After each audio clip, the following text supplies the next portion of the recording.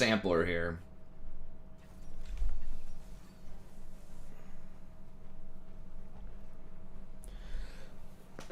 Excuse me. It's an interesting way to open up the stream. Alright, so we're kicking it off with a Leona game here.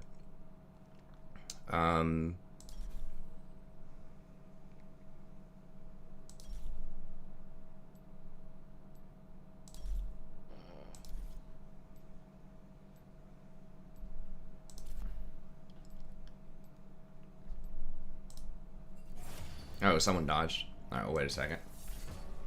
Okay. What's up, Faris? What's up, Tiny?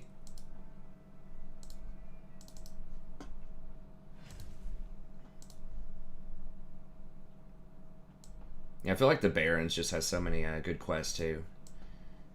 Yeah, I'm a little high right now, too. For, like, a little high level for it right now, so. See. Making it pretty, just running through it right now. I feel like Wailing Caverns is better than the... Dead Mine. Yeah, Dead Mines. It's like good stuff. And then there's like stuff that's like around 40, like the place with all the boars and stuff in it. Or what that's called. It just feels like they just have way more dungeons that, like you said, you can do them, but you're going to be trespassing. RFD. Yeah. You can do them, but you're going to be trespassing a lot of times if you're Alliance. That is correct.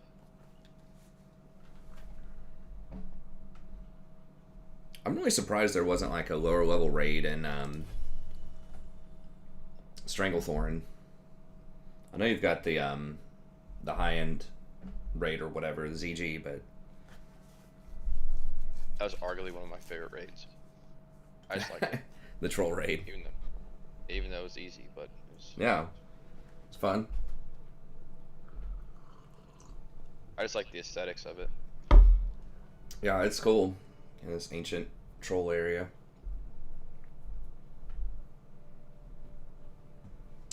Kind of leaning towards troll priest again. Oh yeah. I bounce back and forth between undead and troll. If we were on Alliance side, I'd definitely do human, which I think would be great, but so you get that spirit bonus, and then they like the rep grind is real, and saving 10% on that would be a thing. But horde side, I think probably troll. I thought that undead was supposed to be like the supreme PvP, which is like pretty good. I mean, against like warlocks, the breaking the fear, and against other priests, breaking that fear is obviously really good. But and watch some videos where the troll version's actually pretty good at PvP too. They have like this shadow guard thing, which is good against rogues. They do less damage when they auto attack you for 3 hits, and they take shadow damage, which can proc blackout and stun them for 3 seconds. Then they have like this. Yeah, and they have this touch of weakness too, which is like a little mini mortal strike. It lowers the damage they deal by a certain amount, and then like healing on them is reduced by I think 20% for a long time. So that seemed pretty legit. And someone said, yeah, you know, yes, you'd rather have mortal strike or, you know, just these other debuffs, but sometimes, especially against ranged champions, you just can't get on them. When like the druid's running away or something, healing themselves, and you know, it's nice to get that. So we'll see. And Troll's better for PvE because they have the, like every 3 minutes you can do this haste thing, which is really nice, but we'll see. I really wanted Blood Elves to be like better because I think they look the coolest, but apparently their stuff just sucks, so you don't want to go with them. Like, you can consume one of your own buffs for, like, 150 mana or something, and that's it. And you have, like, basically a melee silence you can do. So, yeah, it's pretty lackluster. You're doing Undead, weren't you, Rogue? Yeah. Yeah. I'm just playing Undead Rogue. Nice. I think that's kind of universally considered the best PvP rogue for sure. Yeah. I think, does Orc have an option for rogue or not? I can't remember. I can't remember. I just know Will of Forsaken's really good on them. Yeah. Keep that fear off of you. You get Cloak of Shadows in TBC, which is nice. Rogues were just annoying as hell. When I was like a Warlock, that was like the one class I did not want to see most of the time. It's just so hard to get. They just get in there and just stun lock you forever. You know, if you ever try to fear them, they just kick it. And then, like, the really good ones would Cloak of Shadows your Death Coil.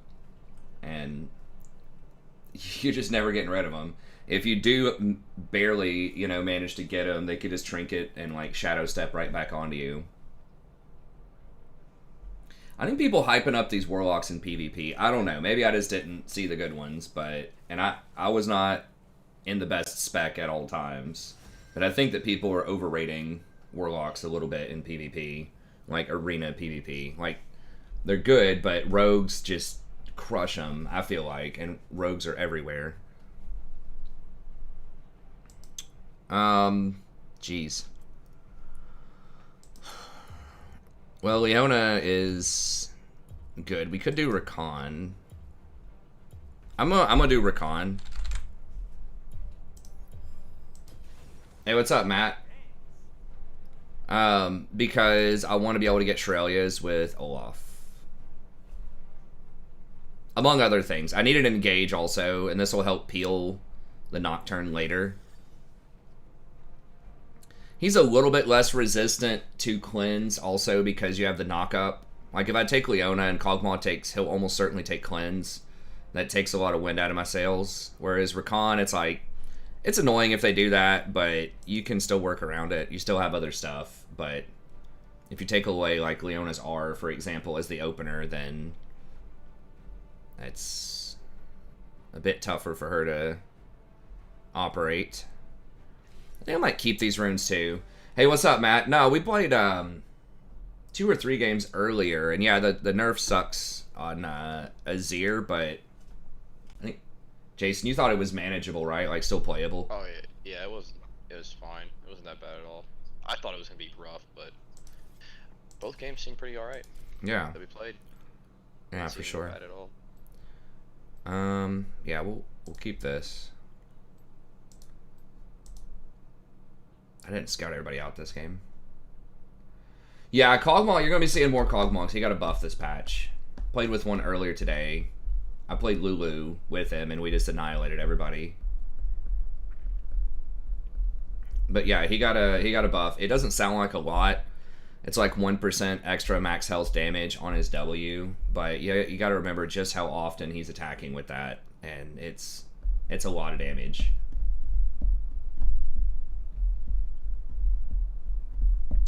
And we're kind of shifting more towards a, and what's up, Matt and JS? We're kind of shifting more towards a hyper carry meta. Feels like too. You aren't seeing as many, like, you got Jhin, who's early game power, but then you're not seeing as many like Misfortunes, Dravens, stuff like that. People are kind of moving away from, and a lot of people are banning Kai'Sa, and then I ban Vayne. But I mean, those two are hyper carries also. So you're not seeing. Kai'Sa, I ban Vayne, or vice versa. Yeah, we're just not seeing as many of those types of things, and so I think you'll see more like Jinx, Kog'Maw, Twitch type of stuff coming up.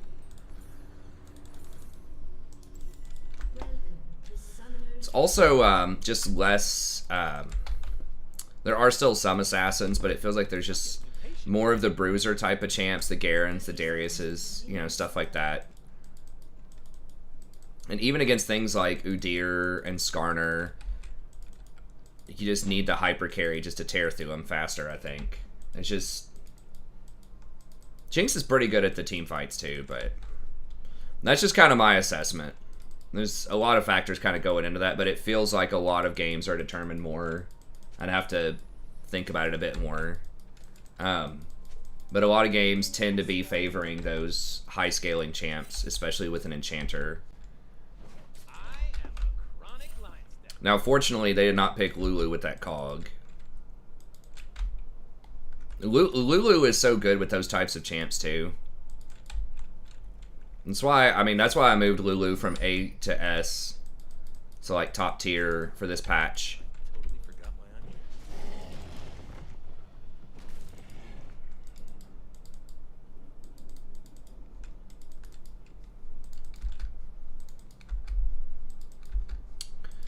Do I think that Seraphine's the best champ in the game? No.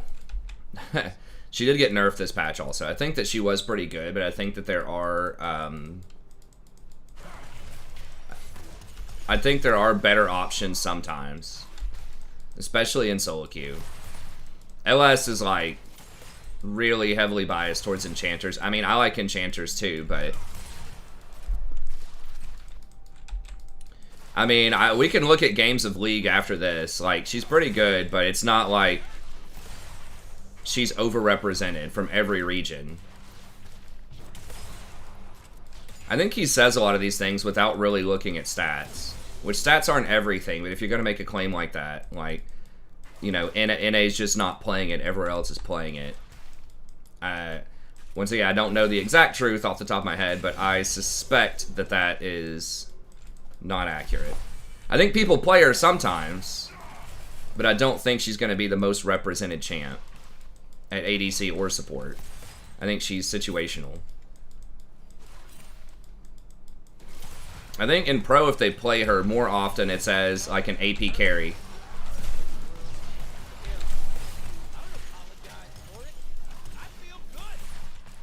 So yeah, I think that she's good, but that's a bit far. I think if I had to say which champ is strongest overall in the game, blind pickable, in Pro, or something like that, it's probably Kai'Sa, would be my guess.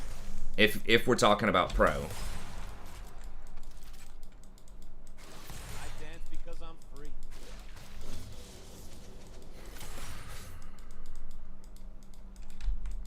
It's pretty good in solo queue too, but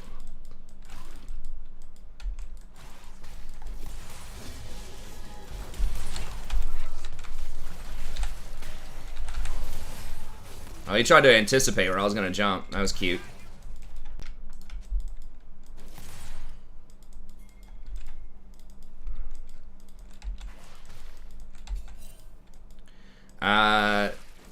You can come in and complain if you want, Kamoy, but let's try not to tell everyone not to play the game that I'm playing.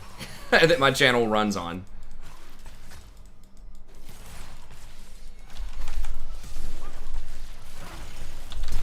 I had to flash that.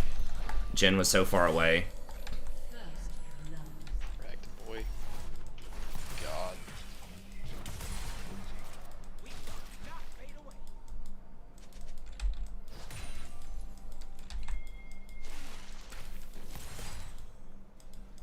Should go ahead and get this first.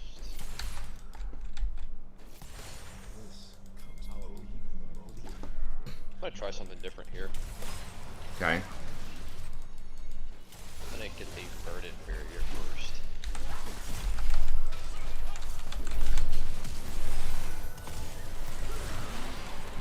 Biz. Oh shit. Oh, you turn him now. You guys kill him. 100%. As soon as he does that jump, He's dead. Yeah. Yeah. As soon as I saw it, I was like, you guys just turn that and kill him. Hell yeah. EP for dying, I'll take it.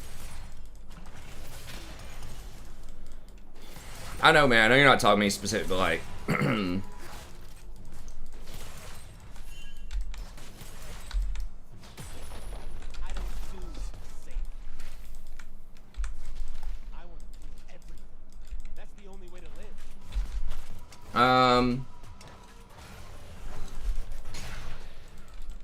Do I recommend Braum for solo queue? Not really. Not unless you just really want to play him for fun. I don't think he's terrible, but I think there are better choices most of the time.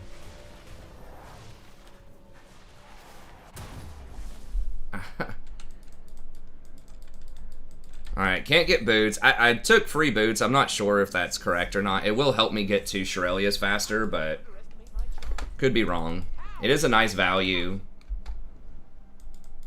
Hey, what's up, Toos? Let me see if there are other questions.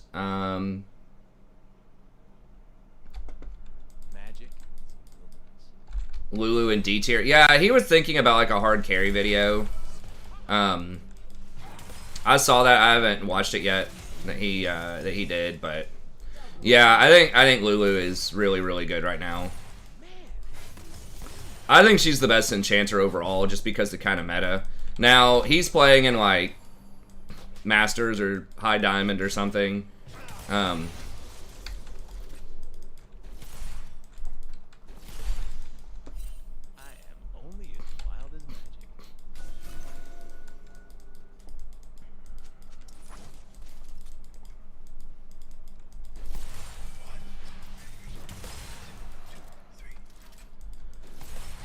I mean, that's part of what's interesting though, is that, and I think that something that's interesting about League in general is that it's not solved, right? Like, there's not one consensus answer. There rarely is one consensus answer on everything about the game, right? Like, people are gonna have different perspectives and different sort of analyses. So if you watch like my tier list and Nasty's tier list and Bizzleberry and whoever else out there might do tier lists, like, we're all going to do things a little differently. Like, there will be some stuff that will be similar, right? Like, Leona, for example, is probably going to be on most people's A or B tier. Yeah. Ganking top when Dragon's up, but, you know, if it does snowball Kale, that's a champ where maybe it's worth. But I still really heavily favor dragons over other things, but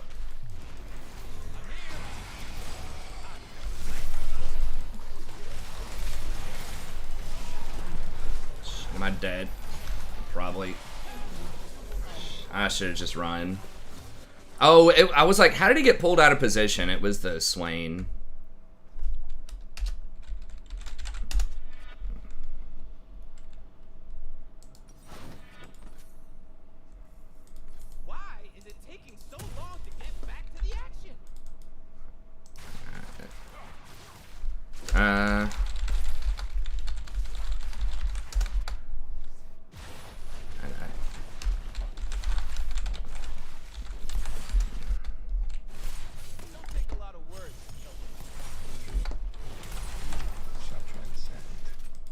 It looked like he got it before he feared him, but I don't know. I should have probably just left him.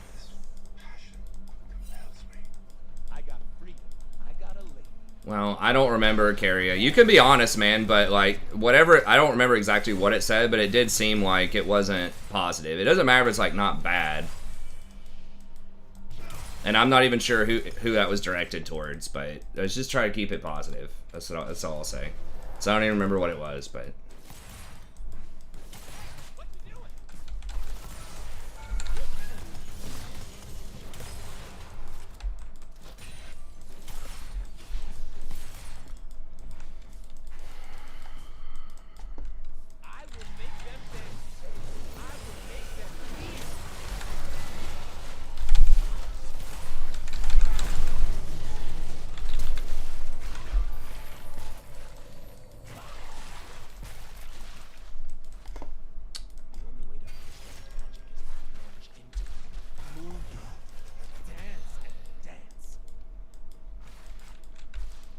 he had flash. Did it just come up or something? Ugh.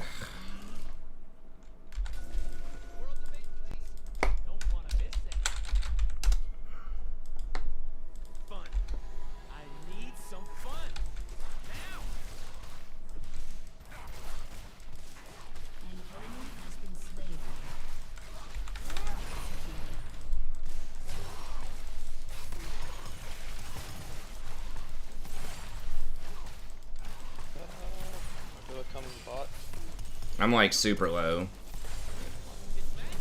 Yeah.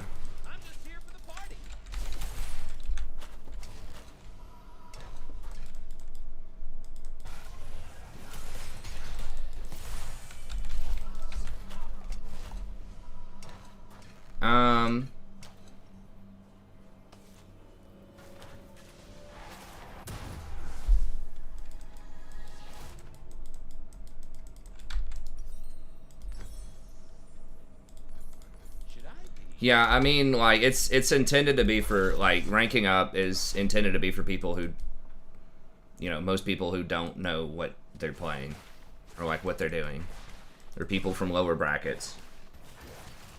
I mean, you can run into Smurfs, and you might sometimes, but they have like a Smurf queue, so you're usually going to see people who just don't know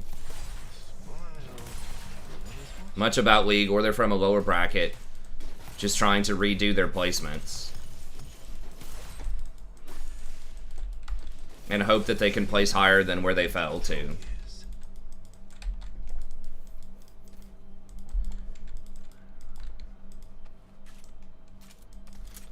Yeah, I can feel that frustration a little bit, Korea, for sure, but let's still just try to be, positive. We try to be helpful and as positive as we can be.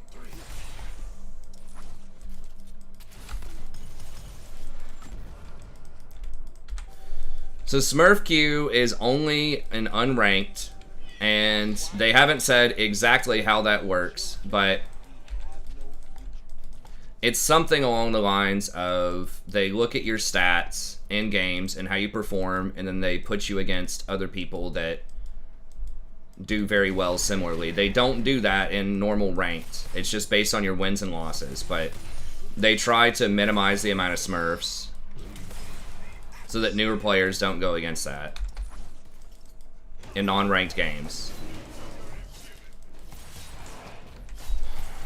But I don't know their exact formula for doing that. I don't think they've released that.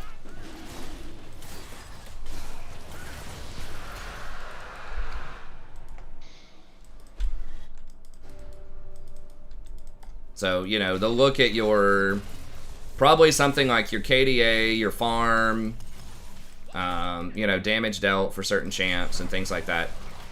It's probably, it might just be based on your gold differential from like other people in the game. It's probably something simple like that. Like if you're ahead at 15 minutes by 20% of the average amount of gold that most people have at 15 minutes, then it might start putting you in Smurf queue if you do that consistently. So it's probably not something super scientific. It's probably just gold differential or something, compared to people who play that champion in that role. So that's probably one of the least subjective, like, simple metrics to look at. Although, they could look at other stuff, like I said, KDA, damage to champs. They could have some kind of just, formula to go with it.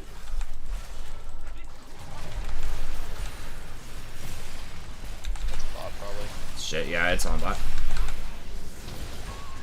Actually, it was top and teleported bottom. Oh, jeez.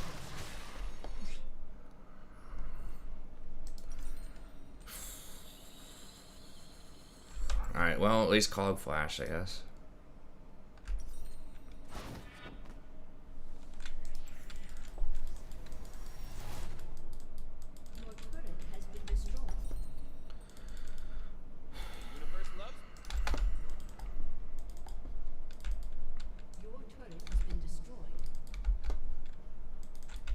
Damn, that was real rough. They made two different plays on two different sides of the map at the same time.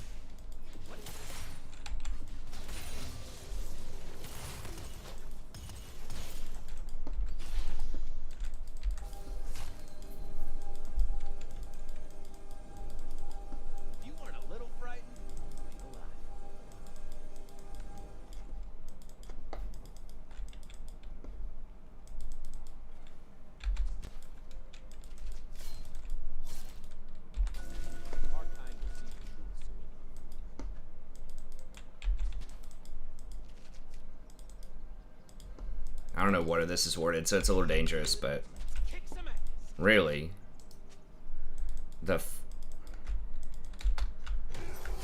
okay, so he's rushing Kimpunk Chainsword. All right, well, I guess that's better than rushing Dustblade for us. So we got that going.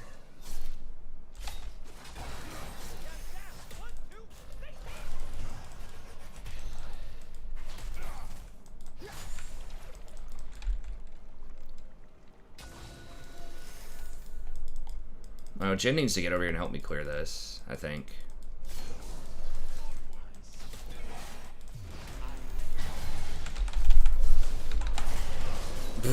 Alright.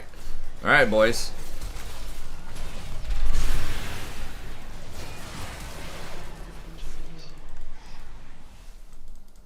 Fucking Fizz.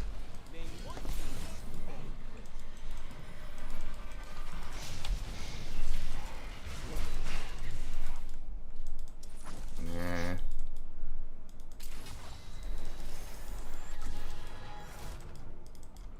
I've been kicked around since I was born.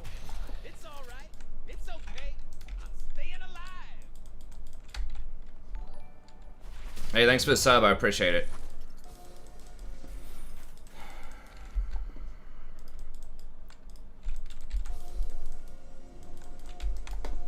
Ladies and gentlemen, I am here to entertain myself.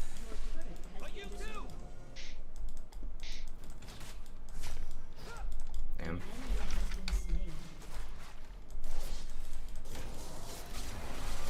Yeah, they're gonna run towards drag. Long ago, our kind danced upon the plains. Nah, I can't back.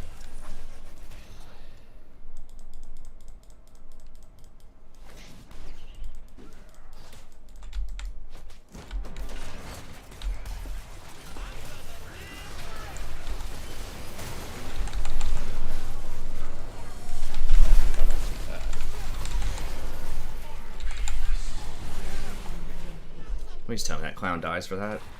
Okay, good.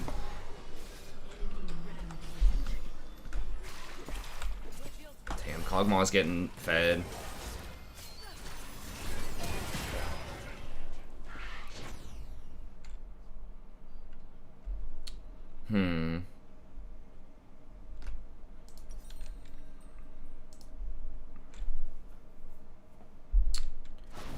I think I'm gonna just get Ionians here, and then a couple of control wards, and then we'll probably get Zeke's next. See my dance.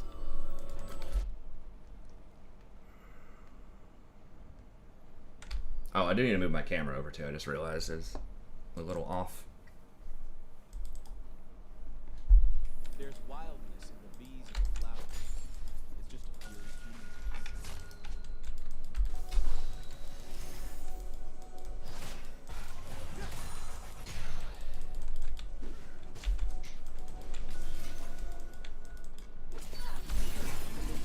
Yeah, he shouldn't have his darkness though either.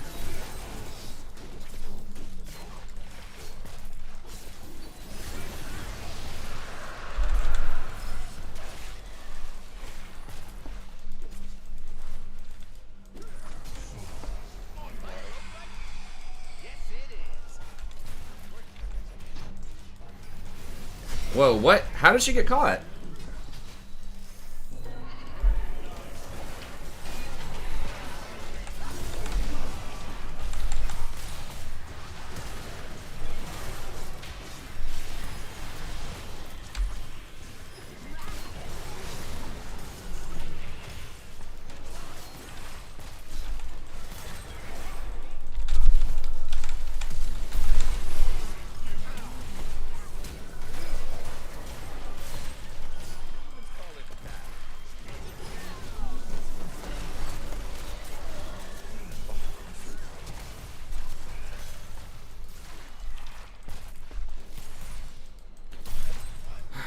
Bring Kog'Maw with that Gale Force. Like another dangerous situation.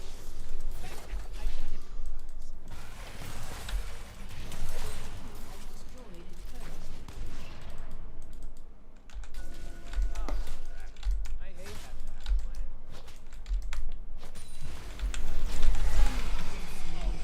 What the f- It was like literally one shot. How much was that? 600 damage? I guess he did just complete his Dustblade after that last buy. I was just thinking, like, Nocturne can ult me, but Olaf's right there. I can just W away. But he literally did, like, 600 damage instantly. Just off of runes and items.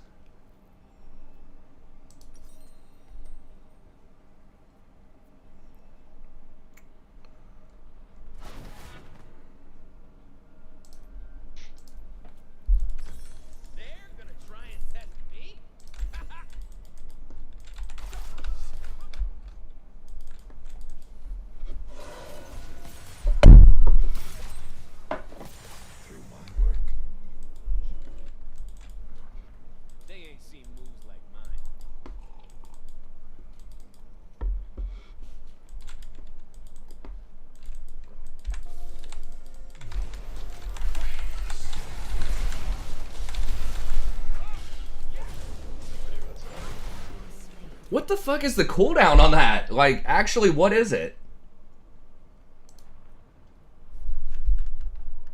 He literally just did it.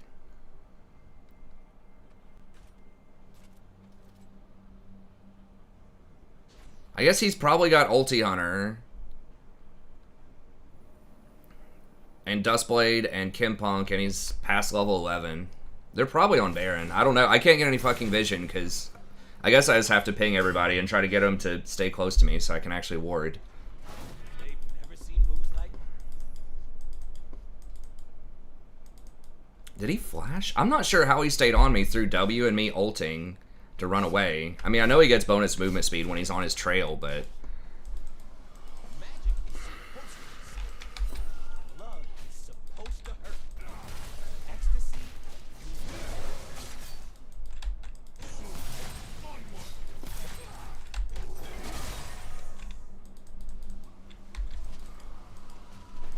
I mean, I thought with Shirelia's my ultimate and my W, I could get away from him. Like, I don't know how he's so sticky. Did he flash and I just didn't notice in that last time?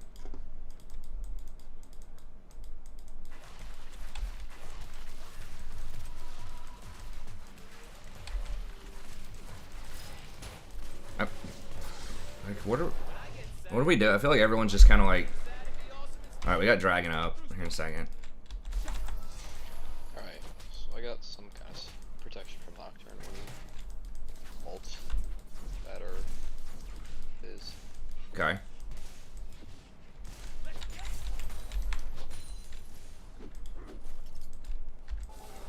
We gotta group up and we gotta get the cog. Operation Kill Cog. Yeah.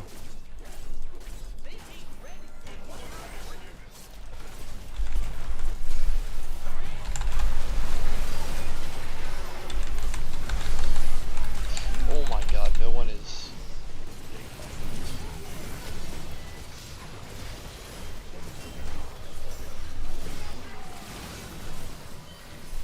Wait, Nocturne doesn't walk out of that, does he?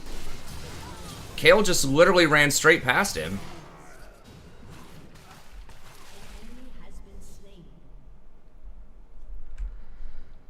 Like, I can't even get an E range of anybody. It's like 1,500 units away from anybody to even E2.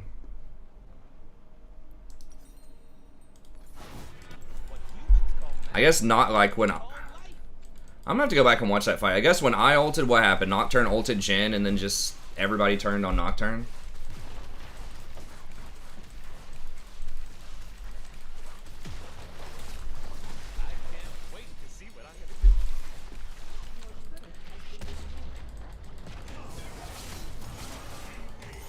I thought that he did hit. Did I W before he actually hit me? Juice, you're talking like with his ult needs to hit me first? I thought I did. Maybe I didn't. I'm gonna have to go back and watch, because...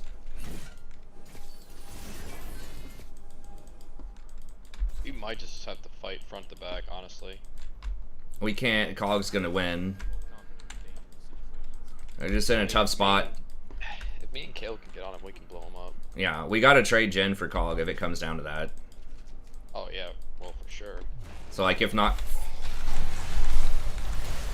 Jesus Christ.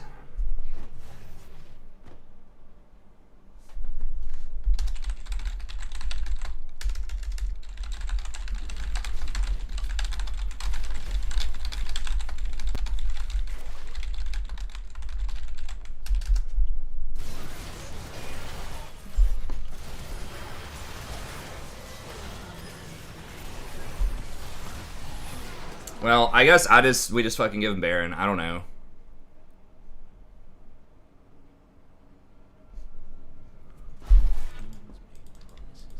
I mean, it doesn't really matter what I think about it. Either they're there or they're not there. So, I just gotta... It's too late, but I should have just given him Baron 3 kills ago, because they're gonna get it anyways right here, so...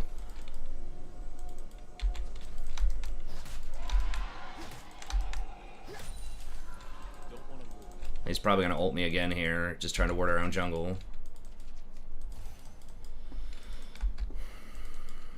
Yeah, I should have just like AFK'd under the tier 2 like Jen's been doing all game or something, and just give him Baron and hope that we can deal with it. I'm offended by how little attention.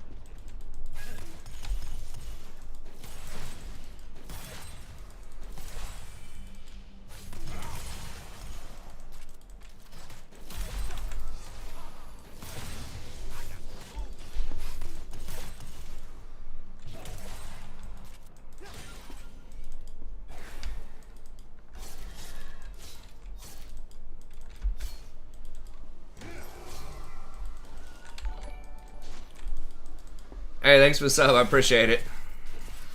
But yeah, I mean, if no one's there, then no one's there, and I've got to just not ward there. Oh shit, my bad. That's fine. Danger is as fun as you let it be.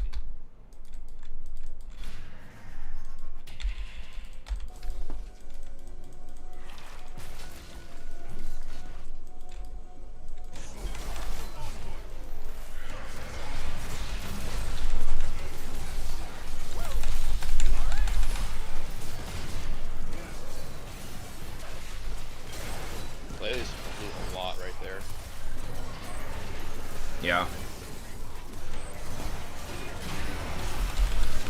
I'm probably dead. Maybe not.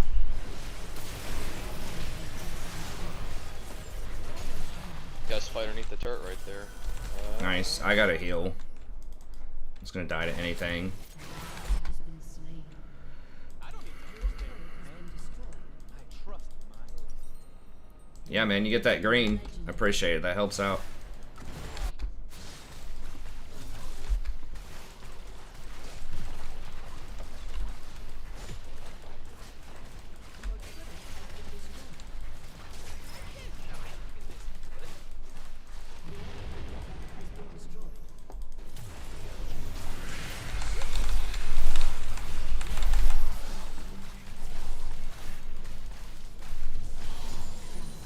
Zaya says someone has to die.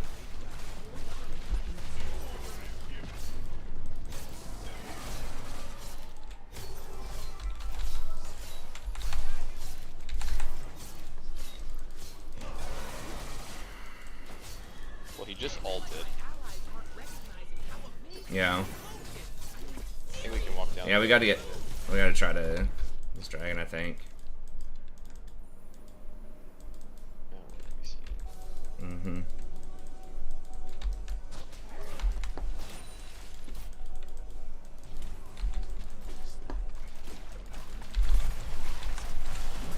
First kit. Yep.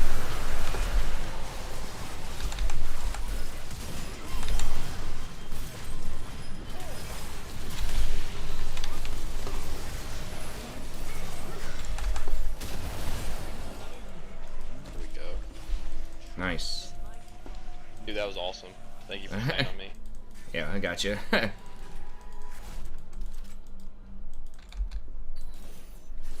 Yeah, he's got ulti hunter, and he just bought so much ability haste early. I'm just not used to being that vulnerable. I could have sworn that usually I can get away from Nocturne.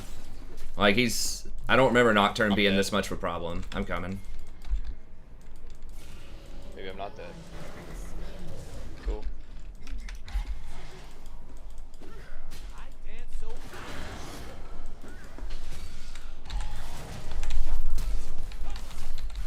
I almost have to get a Zonia's now, just in case if he ever ults me, I can just Zonia. Block Yeah. him.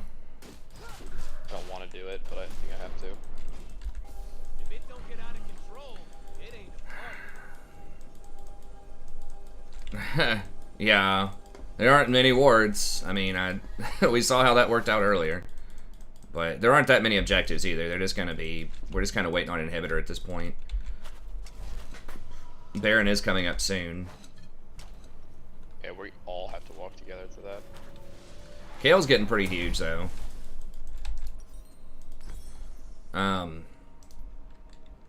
Guess I'll do Staff of Flowing Water next. Yeah, I mean, they have 3 sweepers, and Nocturne just kills me if people are not within a screen length of me. Careful.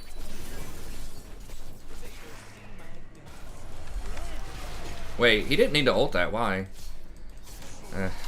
Well, how's the cooldown? It's not that long, I guess, but...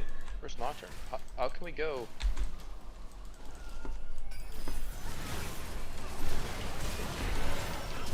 Drag boys.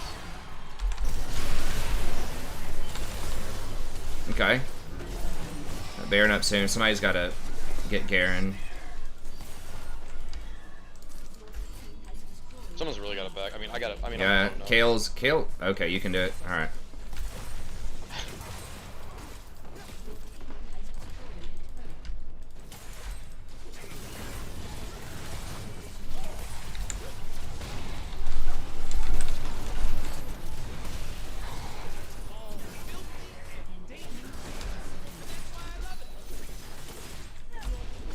Can we just... Oh, maybe we just end. We got 10 seconds. Okay, I guess we just end. Yeah, it was a terrible game for me. I just got caught way too much. We actually... Holy shit. Jeez. That ult there at the end. Yeah, that was nice.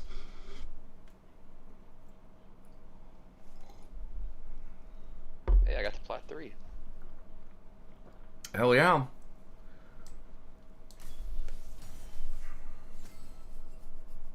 I think you're ahead of me by about a game on this account.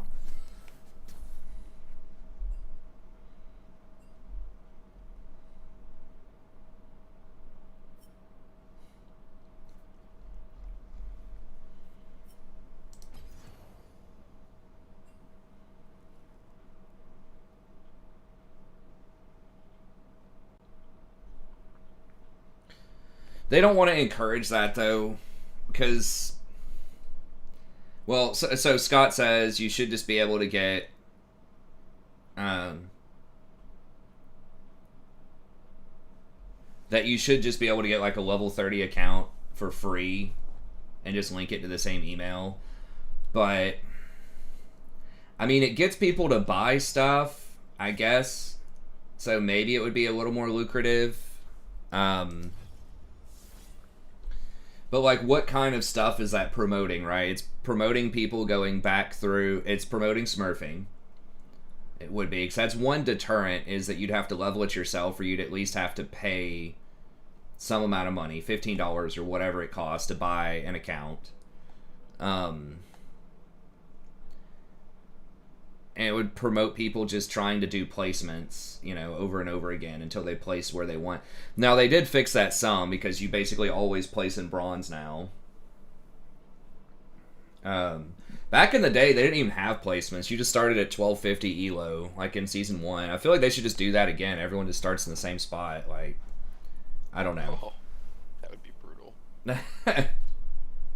Maybe not every season, but like new accounts all start just kind of where they are now. I mean, you'll start anywhere from like bronze 1 to bronze 4, I think.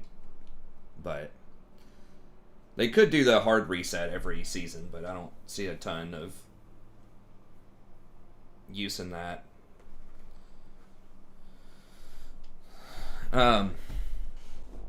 Okay, let me watch one or two of these plays here real quick.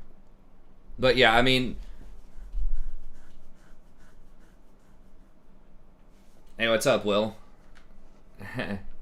Well, we might be playing a lot of WoW here soon when Burning Crusade comes out. Playing right now. That's right. Jason's playing right now while we're in queue, getting his accounts ready. All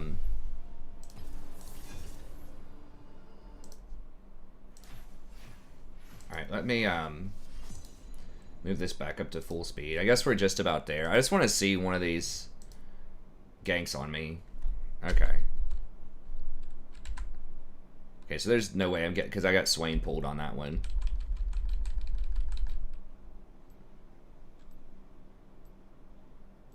I thought I remembered starting at 1250 every time.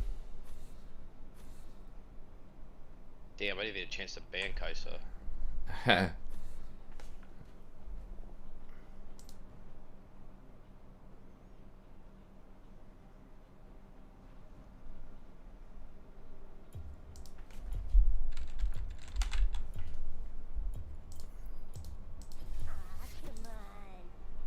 I don't know. I underestimated the Nocturnal game, and I should have not done that. I'm not sure. I really thought you just straight up started at 1250.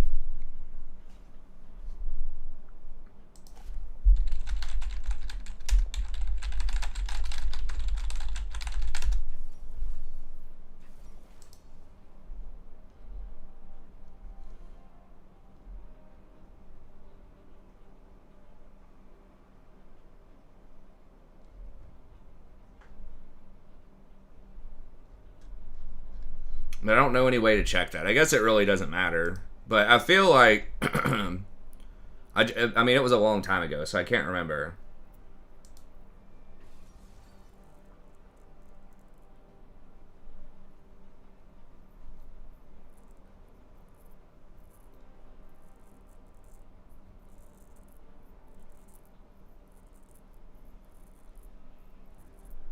I don't know. It doesn't matter. Maybe you're right. I don't know.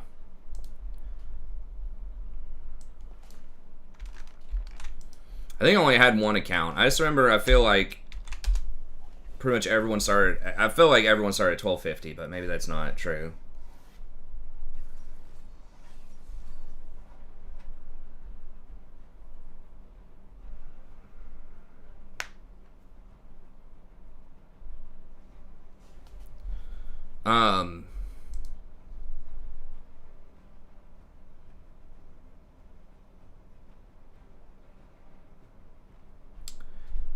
I did not play like Vanilla Classic. Jason and some of the guys are leveling up.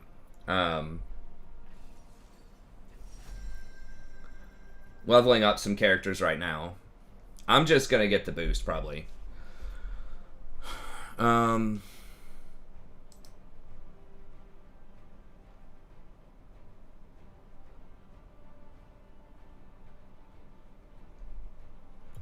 of want a Maokai, but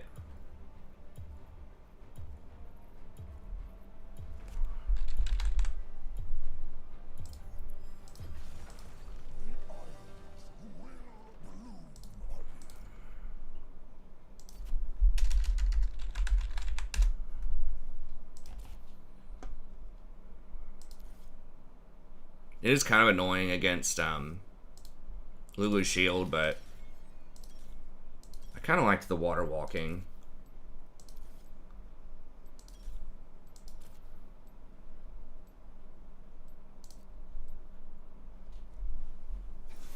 Yo, what up, Ben? Oh, shit. Well, my memory's always been kind of bad. I'm pretty sure I have some form of ADHD. Just undiagnosed. And that's one of the things, is you just don't remember stuff sometimes.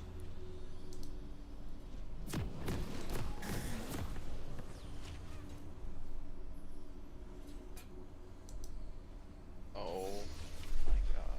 What? I got like 5 mobs on me. I'm getting ready. Oh. Mistakes were made. Vanish. Mistakes. I'm not level 20 yet. Oh. Alright, we're good. But yeah, right now I'm leaning towards Troll Priest. Too late to start playing Classic? It depends on what your goals are. I don't think so. If you want to level account for Burning Crusade and, you know, get your professions up, that's one reason why I might consider leveling up a little bit early, just to get the professions up. Because I'm going to want to get tailoring and the Mooncloth set, like, ASAP as a healer. It's like, I think it's better than your tier 5. Like, it's extremely good.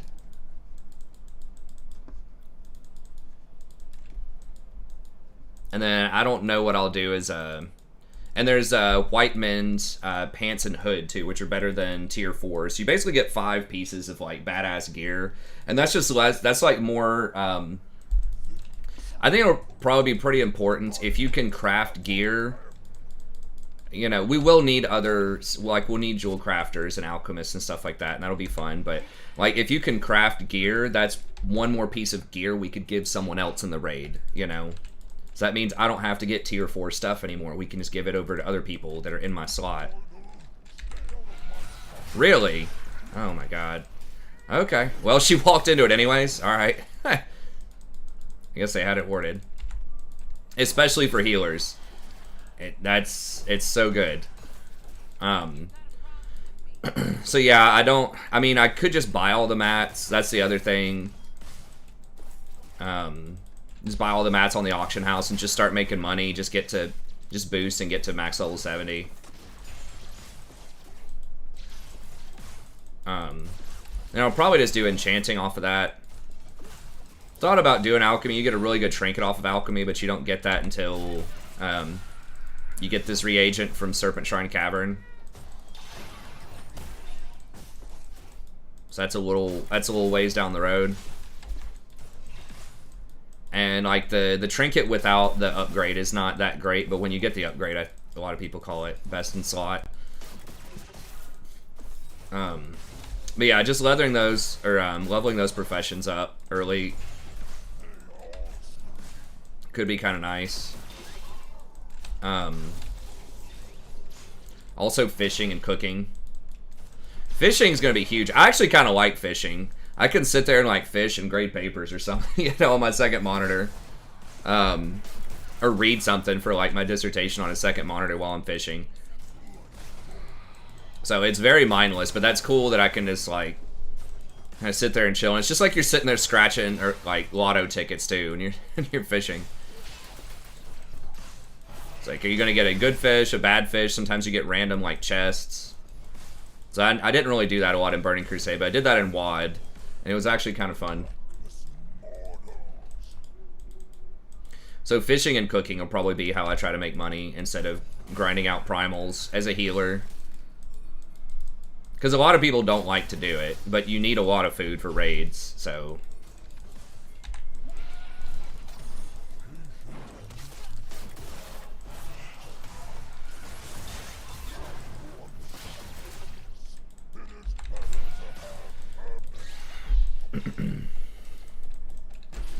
But yeah, we'll see how profitable that can be or not, but...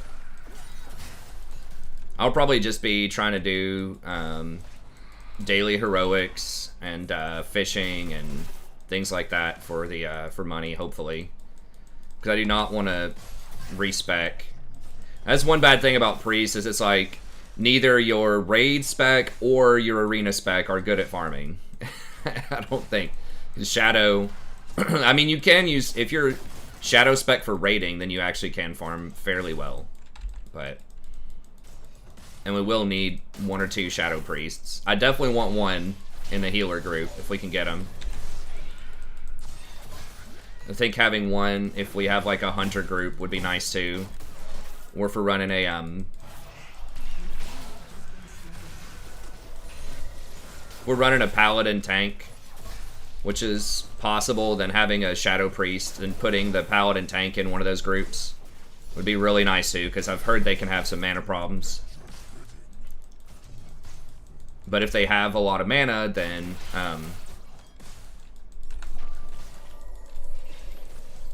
they can actually generate pretty good threat.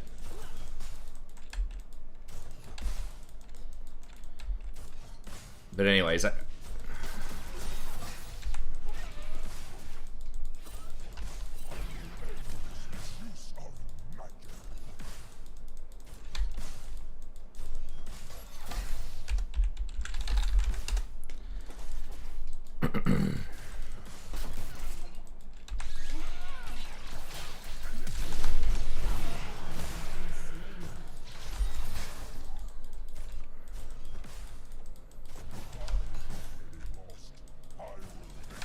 huh.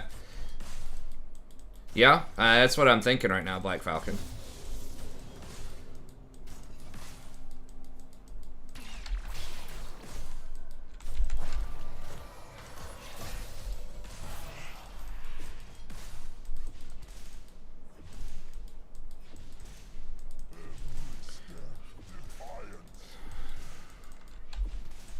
I think they're on drag, possibly.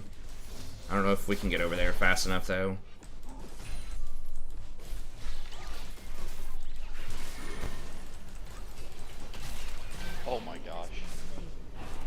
go.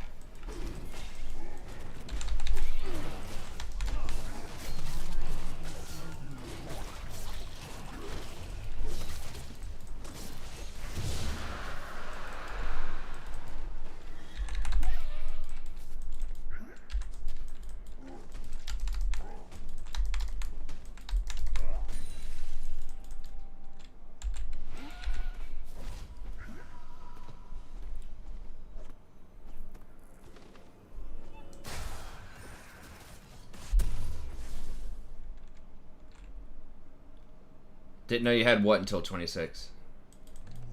Oh, ADHD. Sorry, Ben, I didn't see that earlier. I'm trying to keep up with the conversation. Yeah, man, back in my day, they had a thing at my school, which they probably don't have this anymore. Like, I kind of enjoyed it, but from just kind of a teaching perspective, I'm not sure if it's a good idea. I guess it is, but pretty much, I was intellectually capable of passing kindergarten. But they said that I just was running around all the time, bouncing off the walls, and that they didn't think I was ready to, like, sit in a desk all day for first grade. And so they put me in something called transition, which was like a grade between kindergarten and first grade, where it was, like, more active kind of learning. Like, we didn't have desks, going around exploring stuff. We kind of learned at our own pace. I remember learning some stuff. Like, it wasn't remedial intellectual stuff, but it was just like a more active kind of learning experience.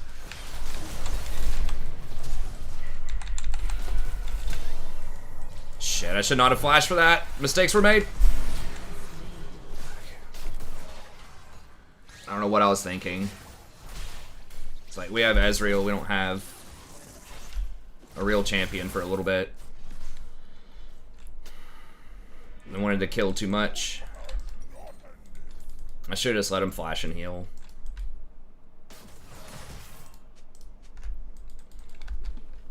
But yeah, that was what they did. And it was pretty much everybody. I would say that of the people in that class, probably 90% had undiagnosed ADHD. Or maybe even diagnosed ADHD, I don't know. Like back in the, 80s, they didn't have that. Yeah, bundles of energy, but it was... I mean, it was fine. I wouldn't do it any other way all over again.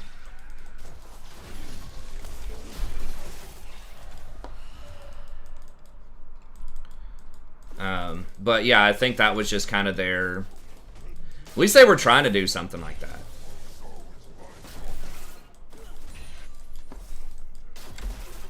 But yeah, just like going back and looking at a lot of these signs and things like that, it was definitely meeting a lot of the criteria there.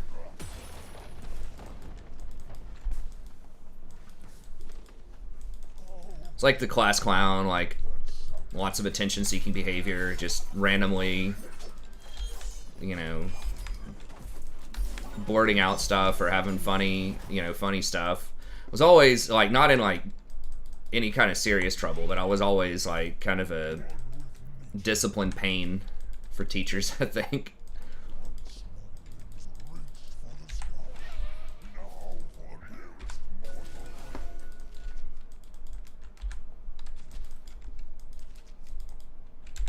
Which I liked that. I liked having fun. I thought that was, it's a big part of kind of who I was, but it's still who I am to an extent, even though I've kind of muted that a little bit more. Really?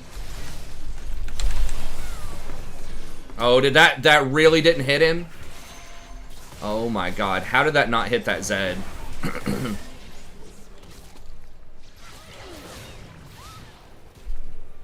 Okay, well. Oh, he got the Zed too with the ult?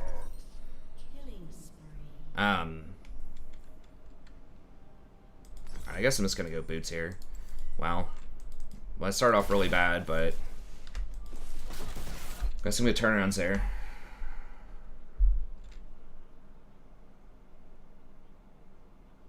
Being born late in the year.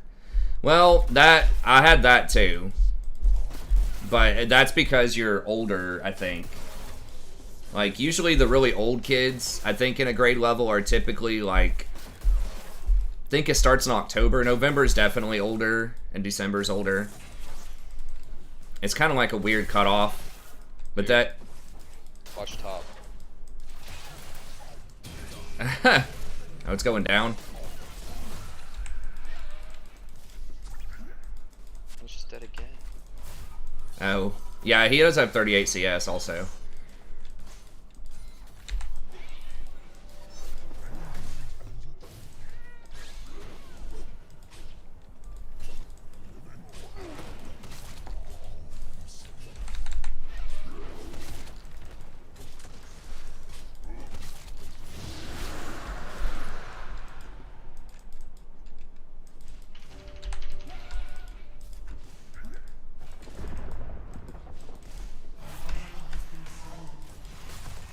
Lulu is very good, yeah.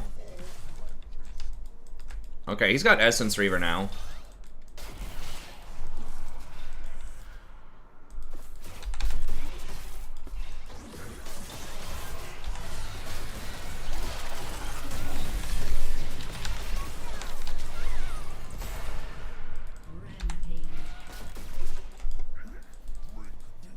Damn.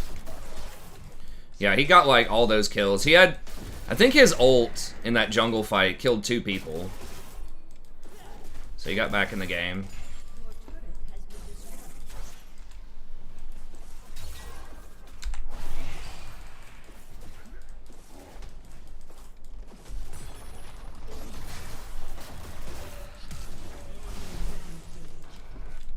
Bro, I don't have ult or anything.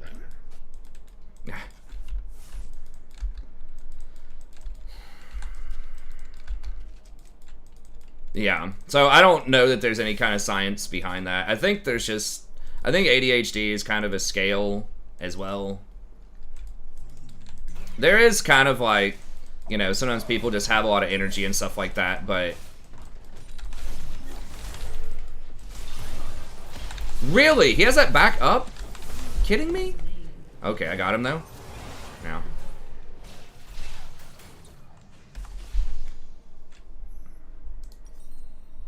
Like, there are sort of several things that go into it that are more than just energy. It's like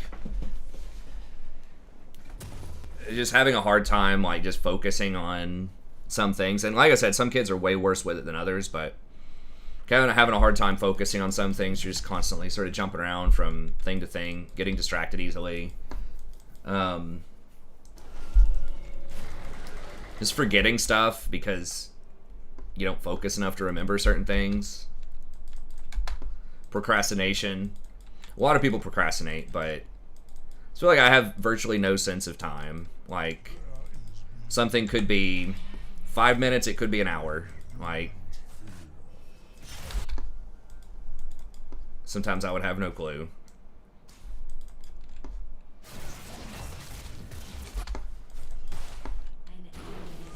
Oh my god, dude, that guy's so freaking fed.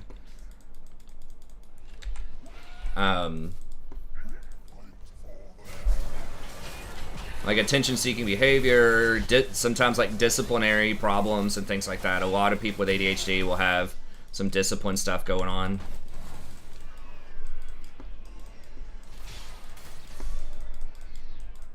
Oh my god, real. Really? Wow. Mine is dead. Dude, why is she running in so fast?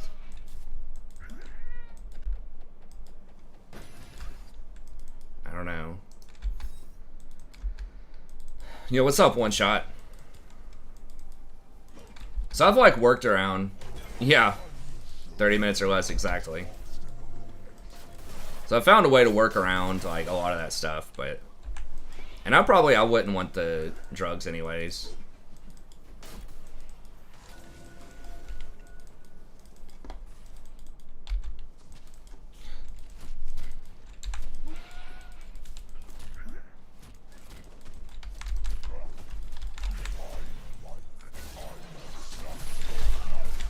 What the?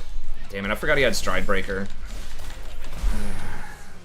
Oh, he just completed it. Because he had Blather and King before. I guess I should have just flashed faster.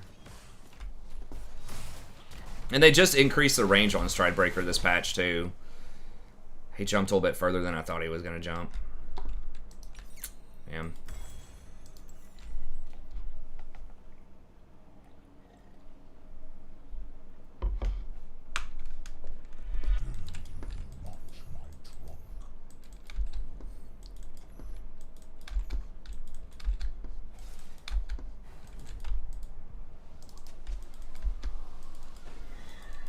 I mean, we got 2 drags. Yeah. I mean, we're in it. I think we can win. Ezreal's doing pretty well. He scales really well. It's just really set is like the huge issue, but Yeah. we can hopefully deal with him. I'm gonna get Morello's next.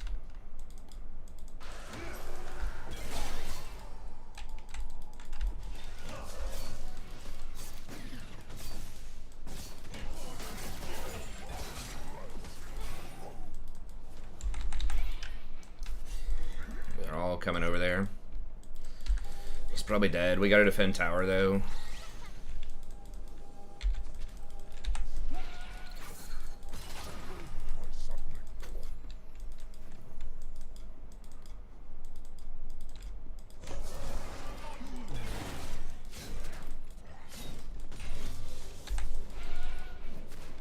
Okay, Mundo's gonna get top. That's good.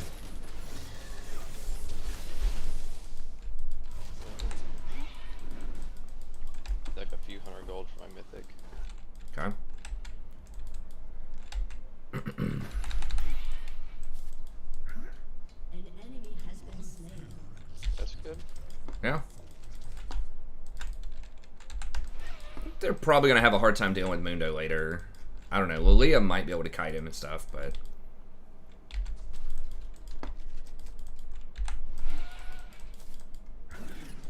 Zed's headed in there. yeah.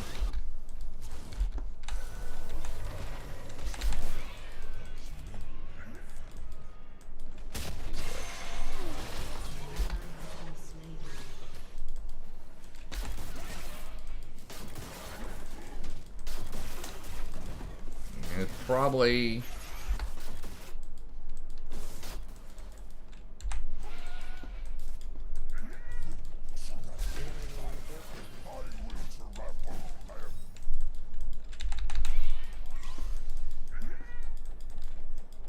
that movement speed off of Lulu is really annoying. Shit, I might.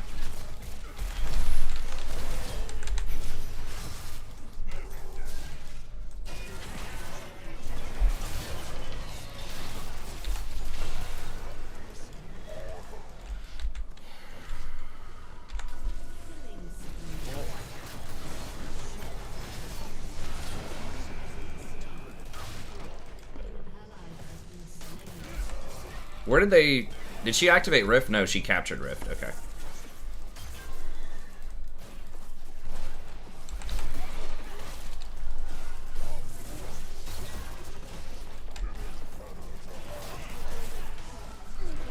Yeah, I don't remember how I got talking about ADHD, but I mean that's the whole that's the meta level commentary there. I don't remember how I started doing whatever, but okay.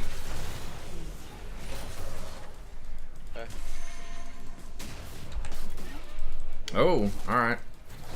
I'm kind of low. Could just randomly die here.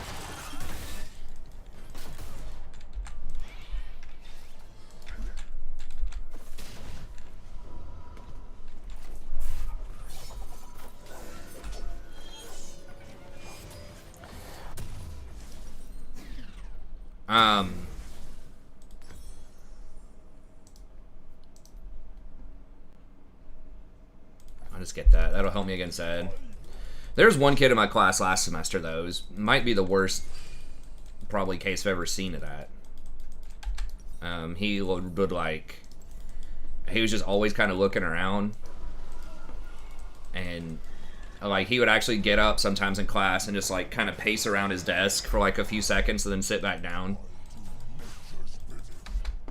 He was really nice. I felt bad. It's just, he's just not probably going to make it. It seemed like he told me he was struggling in a lot of his classes and things, and you know, I gave him extensions on stuff, and I was like breaking it down, you know, trying to break down the stuff for him and help him out a little bit more. And They're trying to get Baron control. yeah, but yeah, it was like, wow, that guy really got it. That's definitely not a joke. I mean, I know that ADHD is kind of a meme. People think that it's just like some kind of excuse for drugs and things, but I think it is a scale. I don't think that everyone is like that guy. I think. Dead Baron, let's Baron. Okay, yeah.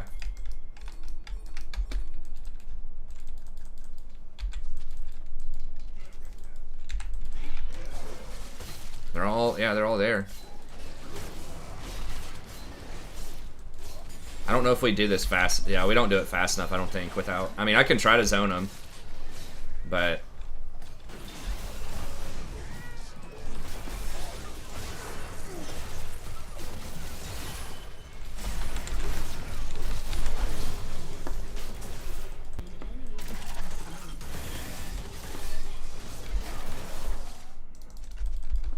Yeah, let's just go... Yeah, she got Dragon. Oh no, Mundo. Well, I think we do it anyways and just zone her off.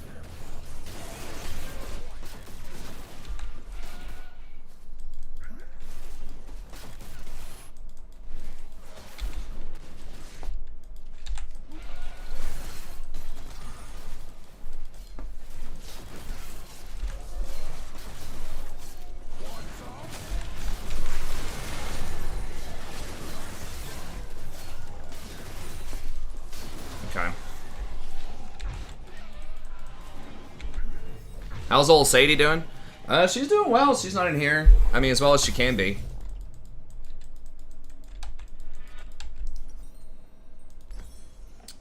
And then what do we get last? I think we might... I don't have that much magic resist. I think since I'm getting in combat a bit more, we might just see if we go for Demonic Embrace. We may not get that far, but... I need to be kind of tanky.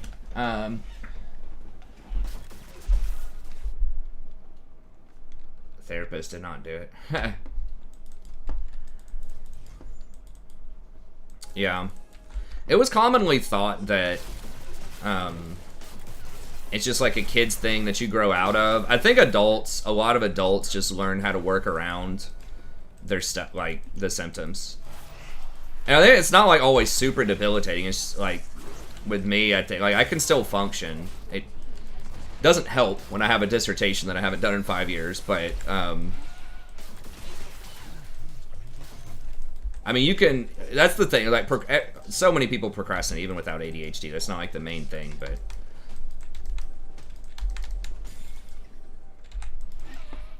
I think that it just appears as though many adults don't have it because they have a workaround.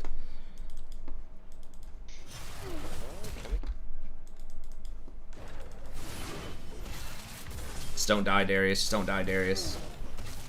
Okay, yeah. Right now it's really worth. Let's push bot. Or they're gonna push mid. Yeah, someone's got to get middle. Okay, Darius can get that, I think. So he's back. Mundo's gonna help him. I think it should be fine. With Baroned up minions, I don't think they're gonna be able to push through that.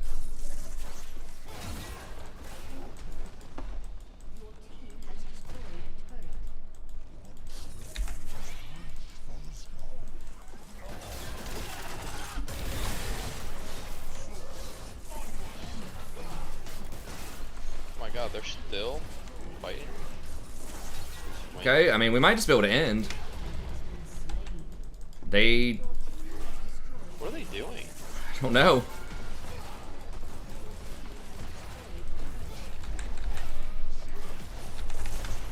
Oh my god.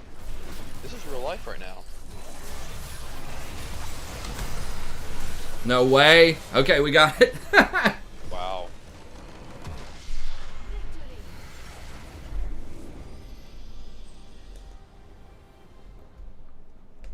Yeah.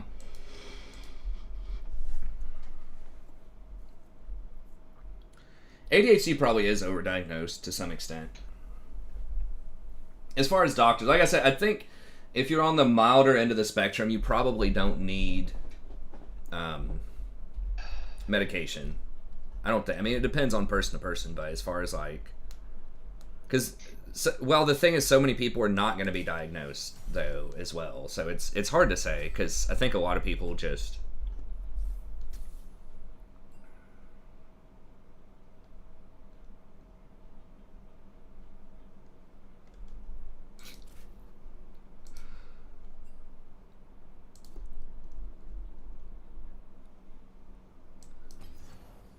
These guys are so mad.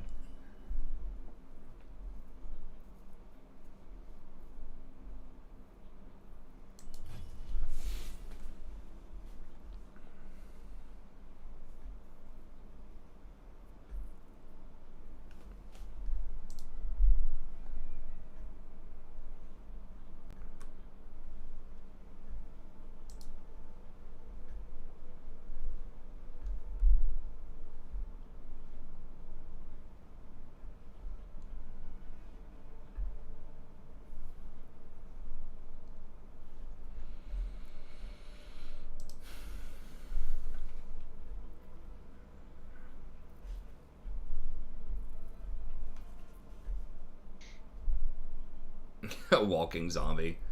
Yeah.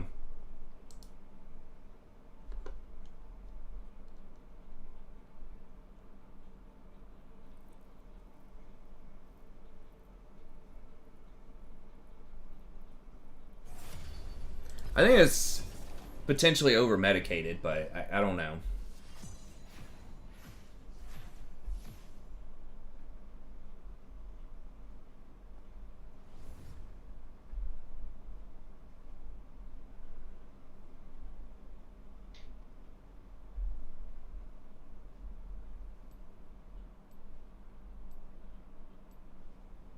It's probably true. I mean, it's hard to diagnose. Like, there is a biology behind it, but a lot of it's just behavioral, and it can overlap with other behavioral things. There often are other accompanying things. At least in the research I've done. I'm not a medical doctor, but it's not one of those, like, you can get a blood test and diagnose it. And it's not like I don't think it's...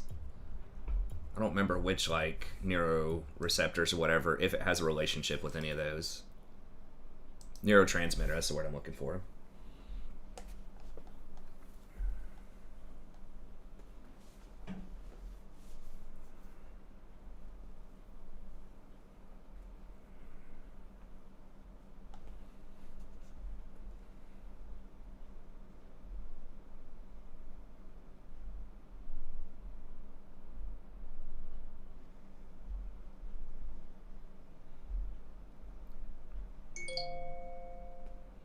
Because some of those, I mean, some of that stuff, like, is just part of the package, can be, you know, kind of beneficial in some ways. Like, you know, being outgoing, you know, like creativity and stuff like that. Because you're just on so many thinking, you know, potentially thinking on so many different levels or making weird connections between things other people may not see or whatever. Not as, like, socially inhibited. Which could be bad. I mean, sometimes it's, you know, can be affiliated with sociopathy, like a sociopath, and things like that.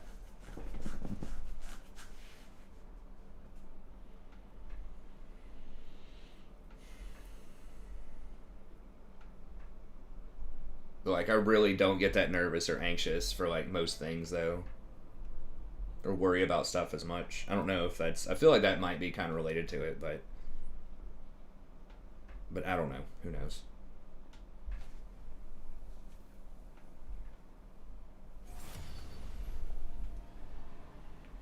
Hey, what's up, Nagarake? Good to see you, buddy. That Ezreal, thought he was so badass because he got these, like, 3 mega lucky kills in that team fight from, like, a cross map ult that got him back in the game.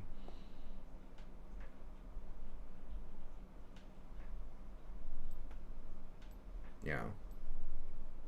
Well, I'm definitely not that observant about stuff. That's another aspect of it. I mean, sometimes I can make like theoretical extrapolations about stuff, but like details, like, you know, half the time my wife will say, "Did you notice something that changed about that room? Some kind of something she had adjusted about the room?" And I'll be like, "No, I don't know." It's like, "You didn't see that huge painting that I put on the wall?" I'm just like, "No." I forget where my keys are all the time. I mean, that's kind of par for the course, but happens so often. She got me like this little beeper or something for like my keys and my wallet. Like you could press the button and it would like beep. We could find around the house, and she's like, "Why don't you just put it here? You just walk in the door and you put your stuff here." I'm like,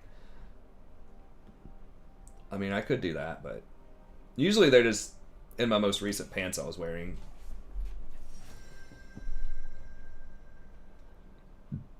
Yeah, the army will definitely get you observant quick. You know, not noticing an IED or something when you're like marching could be bad. Galio. So I don't want to do hard engage in a Galio.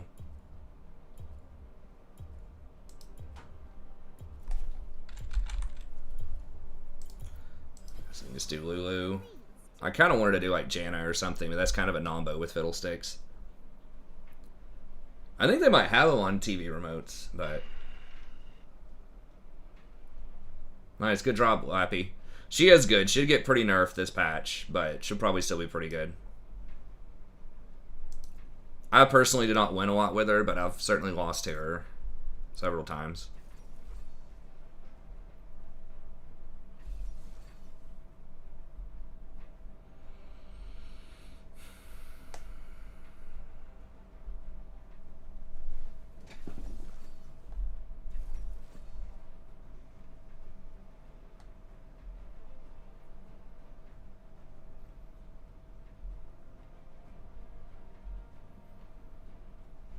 What is it, Sadie?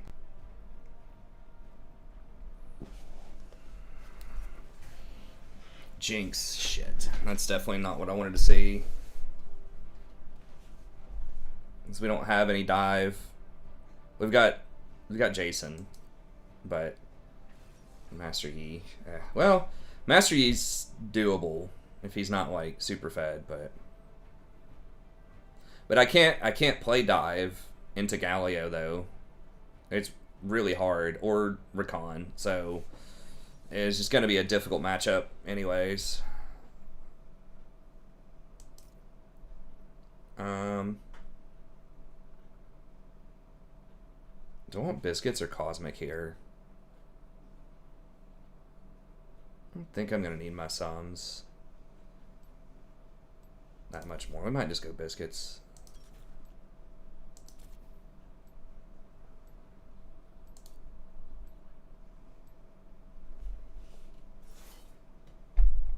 Lulu, yeah. Lulu's pretty good against Yi. You have to be careful because he can alpha strike your polymorph if he knows what he's doing. Because it is a projectile. And that feels really terrible when he does that. Galio went Aftershock, huh?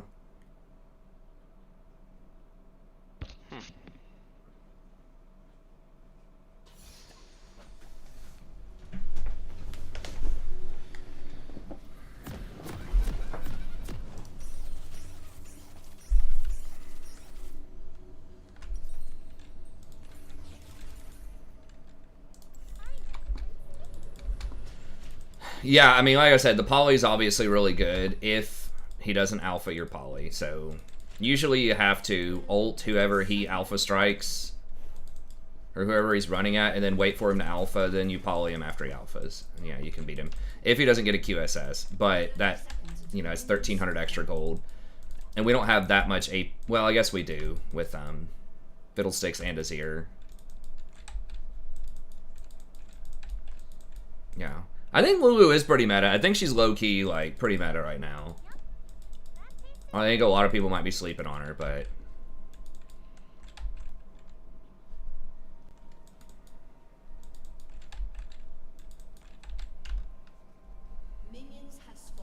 Let's still go Moonstone. Probably. This is a game where Shirelias could be maybe useful, but we'll see. I mean, they have the same items. The Shirelia is just to help the Fiddlesticks like position after he ults to let Urgot run people down, Draven run people down.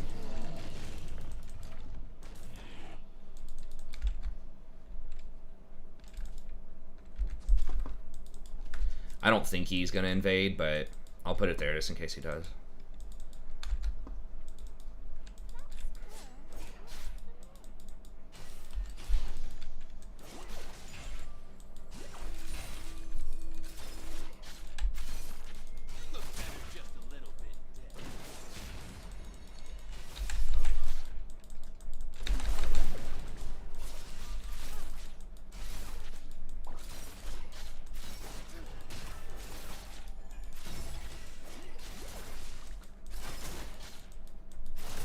Is that just Garen? No, we saw Yi also.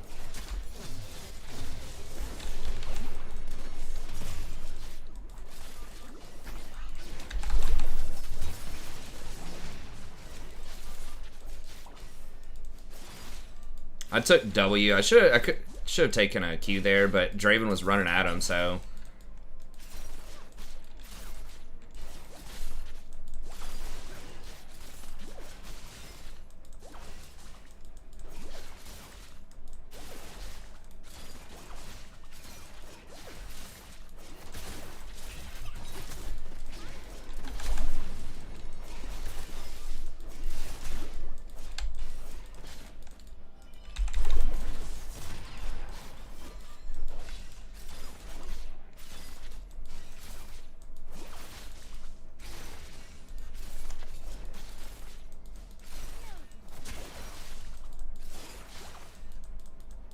I'm gonna hit 3 off of that, yeah.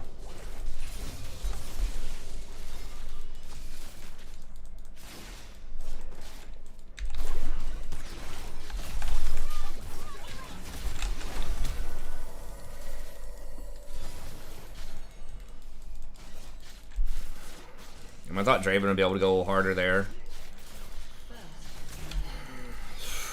And then of course Yi does invade. Right when my ward goes down too.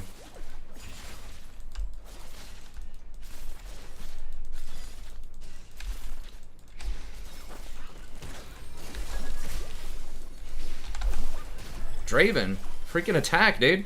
He keeps like fainting. Like he runs at him, activates his W, and then just runs away before even auto-attacking them. It's like, what's the point in doing that, man? Other than faking me out.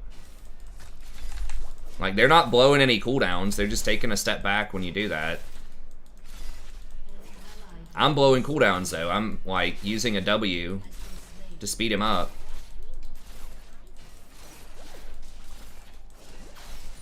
So he's, like, helping them out by doing that.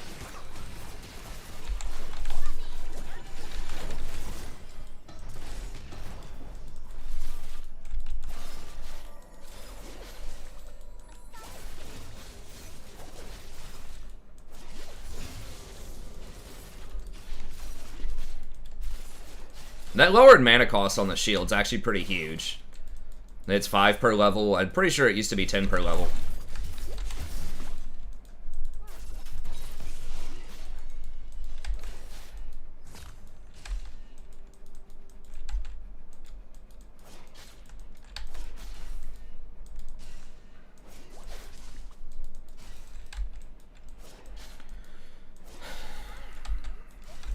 They're probably on drag. I don't think we can do anything about that, though. Or they just took a random back, but...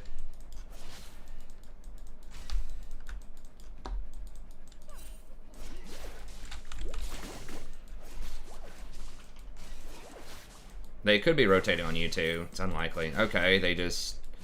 She buy? She didn't buy. Maybe they tried to rotate on you and just gave it up. I guess. I don't know. Still don't know where they're... Yeah, no, they got it. They got it. Yeah. Okay. No, they just did it, like, super slow.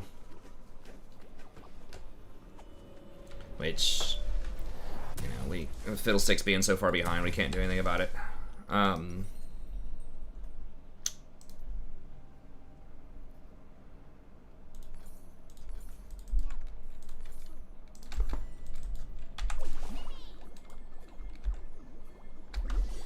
She didn't actually back. She helped with Dragon.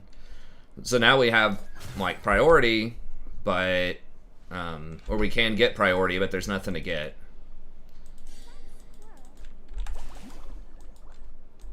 I can maybe... I can give you my control word. Maybe try to get Galio. They're likely going to see this.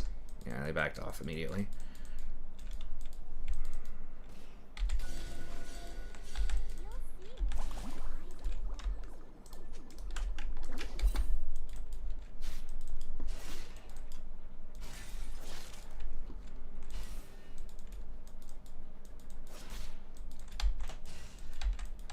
Okay. No, it's Rakan. Dang it. She's gonna clear that.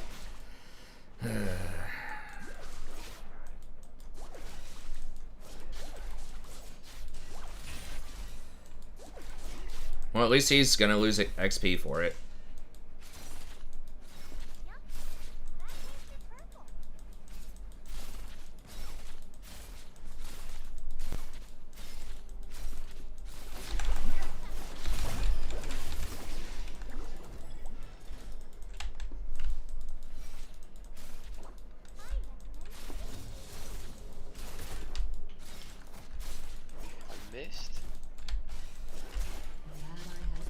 He's still gonna be around here.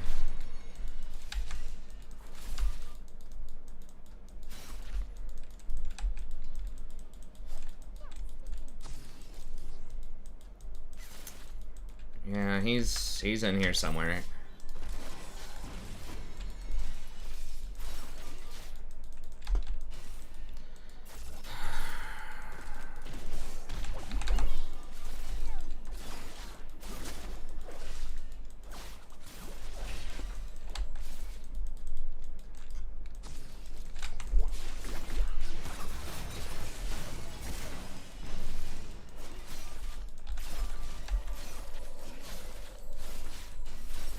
Straven just doesn't go for it. I feel like we could have gone for it more.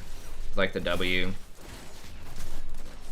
Like all those feints, if he actually tried to all in and got their sums. I feel like we could have been a lot more aggressive. But...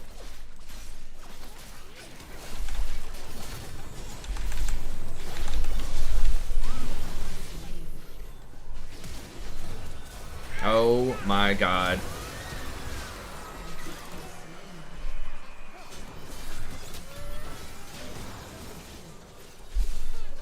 Absolute catastrophe. I didn't realize dude was already on me. I didn't even see the alpha. I thought he alpha'd onto somebody else or I wouldn't have flashed. I did pull him, like, to the other side of the tower, though.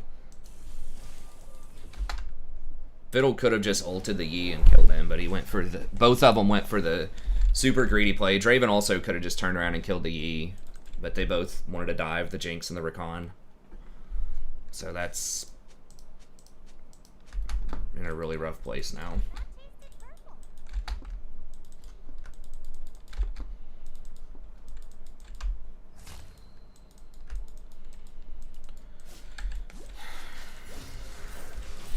I was literally 1 CS away from my ultimate too, which would have turned the entire fight around. So that rotation that I made middle to try to give Jason that control ward. Still had flash. Determined that fight, because if I was level 6, I think that we win that pretty easily. Because I could just ult the Master Yi alphaing me, and then poly him, and we probably would have won.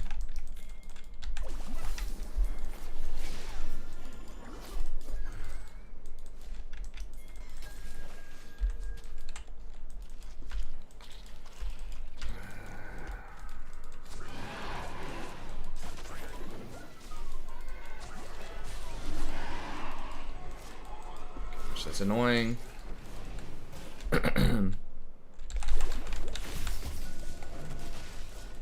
So tanky.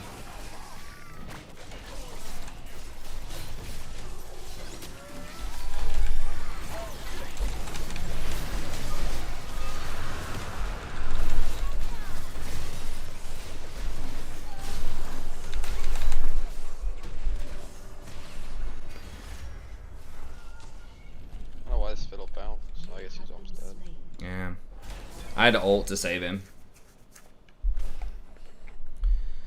Draven still has ult and probably stand aside. I thought I did a pretty good job of polymorphing the Recon ult. So he didn't get anything, but then Galio still just ulted on top of him. Galio's just such an obnoxious champion. Like, going for like all defensive setup can still one-shot you while having really good macro, really good CC.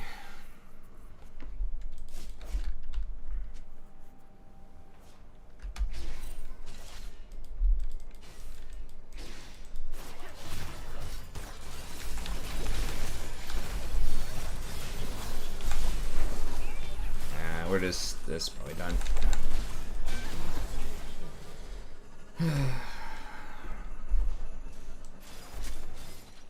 Should have worded it. Draven just feels bad. I don't know. Like, if you can Grand Slam early, you know, get kills, but if you're just gonna sit there and farm, like, if you don't have a kill by 7 minutes into the game or something, it just feels like you're just worthless. Because you can't team fight later. You don't have any AoE. Your burst damage is not really that much higher than most other champs unless you're mega fed. Which sucks because Draven's historically one of my favorite ADCs to play with, but a lot of that is the mentality that they go for it, that they are aggressive. And this guy, like, I think they started almost every fight. Just like a, yeah, there's Yi again. Their comp's just too strong with Jinx. We really needed like Twitch or Kog'Maw or something to match the Jinx.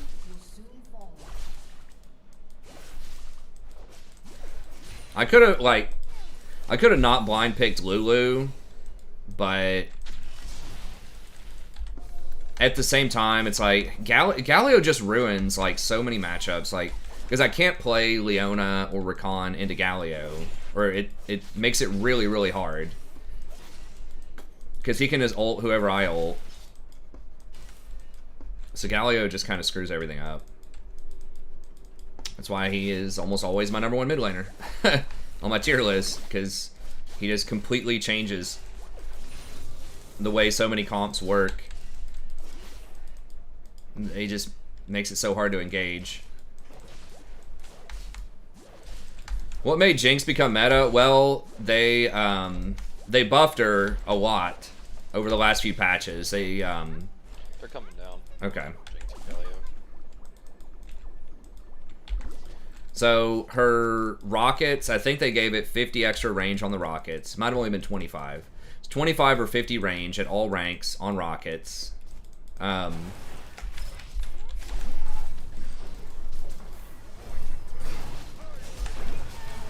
Oh my god.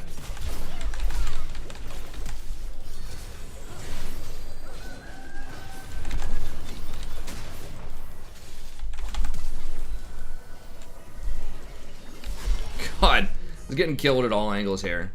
So they gave her 20-25, and then they reduced the attack speed penalty on her rockets, and they made them, it applies to the base and not just the rockets. So basically, they effectively gave her a hell of a lot of extra scaling with attack speed and a lot more range.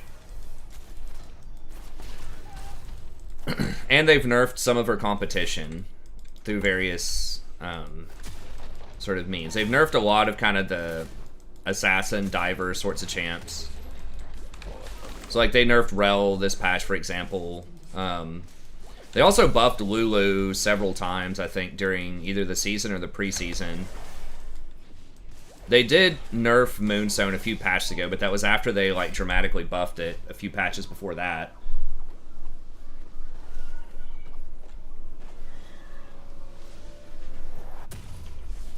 So it's just a lot of greater things shifting in the meta, and then specific buffs to her.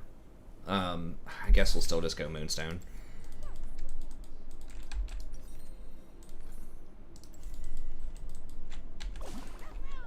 So like right now, hyperscalers, like you've got Kai'Sa and Jinx, or Kai'Sa and Vayne. I think are both really far up there in terms of power. But then after that, Jin is still good. He's like one of the only non-hyperscalers that I think is strong right now. Then after that, you have all of these kind of like, you got like Jinx, Twitch, possibly even Kog'Maw in this patch. It's being really strong, so there's not as much sort of ways to get to them, or it's a lot harder to get to them. Because so many people are playing like these kind of bruiser, just run at them champs.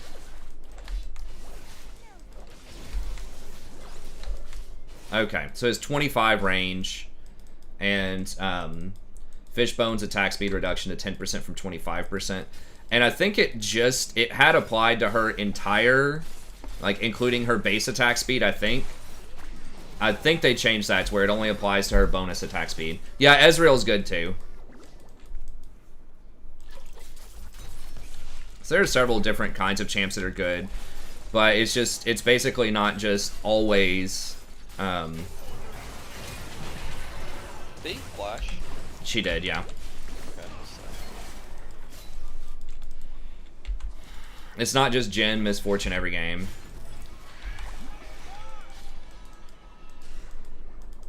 They buffed Kraken several times. They've nerfed Gale Force a few times. Even though I think that Gale Force is still good, it's not as good as it was. Although Gale Force is still pretty good on him too. What do I think about Mandate Cosmic Drive Trundle floating around? I have not. What do you mean floating around? There's like one guy playing it?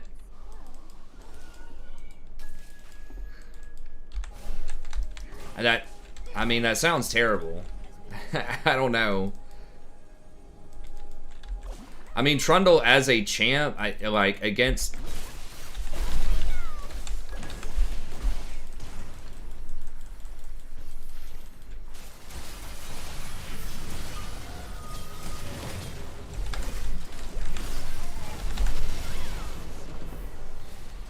Oh my god.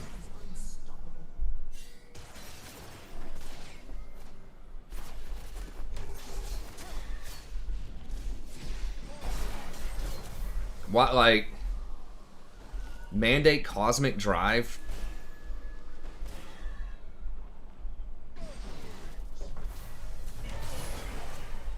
What, so you like spam Pillar, I guess, right? And then that applies the slow for Mandate, but he has no scaling with AP. I mean, I guess his ult does. My first response is bad, but maybe I'd have to look at a video on it if it seems good. I think you're paying an awful lot for pillar spam.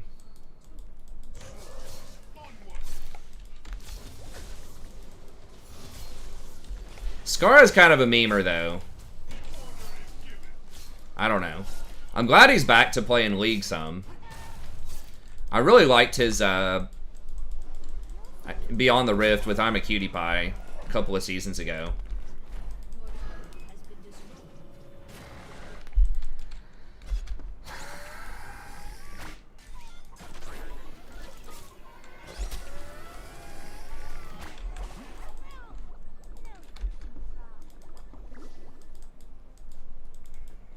I don't know. I can look at it after this.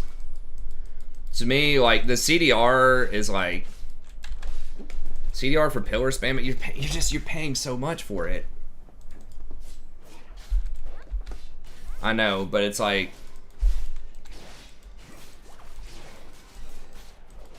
Because you're not getting any value. You're getting, like, what I think is very limited value out of the AP, unless I'm misremembering it. I feel like his only AP is on his ult. His pillar doesn't have AP, his W doesn't have AP. Little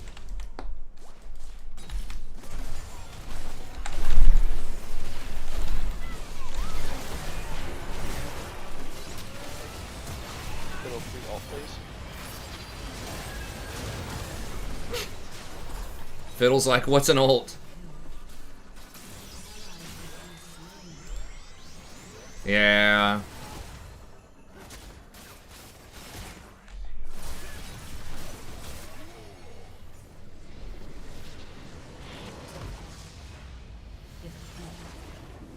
Well, as a jungler, it depends on if you're jungler or not jungler.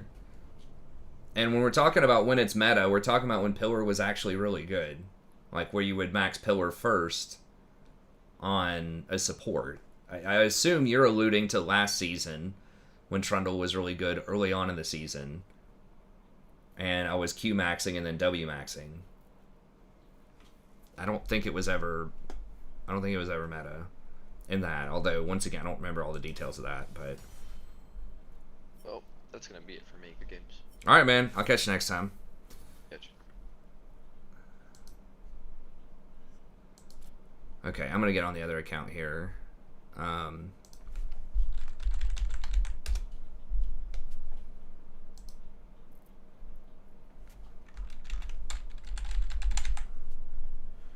Okay, he's clocking in at 44% win rate.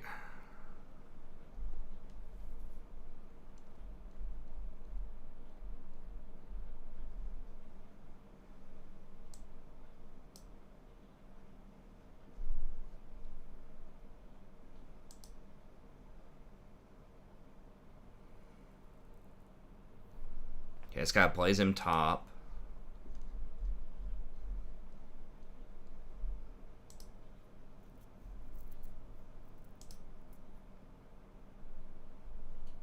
This guy plays him top. Let me get us back in queue here. Yeah, they nerfed the CD on it a lot, and they've... If you're jungle, you have to max Q, like 100%.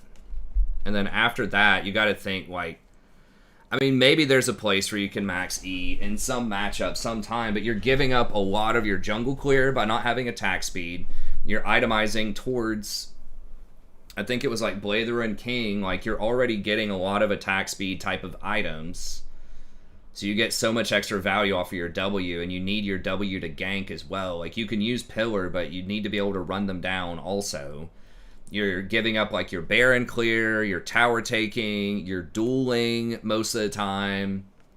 If you're maxing E over W as jungle Trundle. So I don't know. Maybe there was a time and a place to do that, but I feel like on jungle Trundle, it would be extremely rare.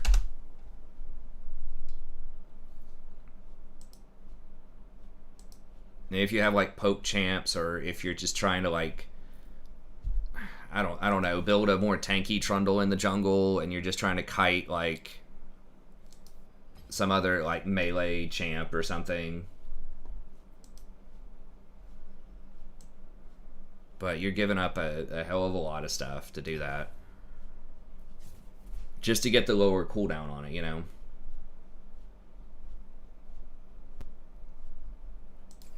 I mean...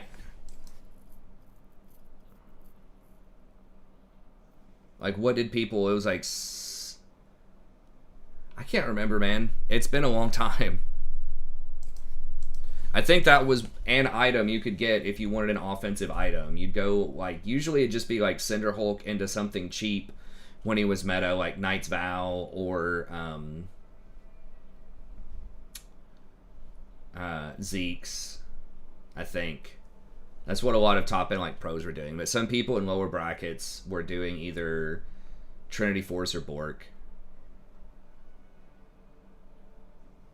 But I can't remember. It's like a very weird, specific meta that was like 1 month or something with Trundle. And he wasn't even like that amazing, I don't think, in Sulky. He was alright.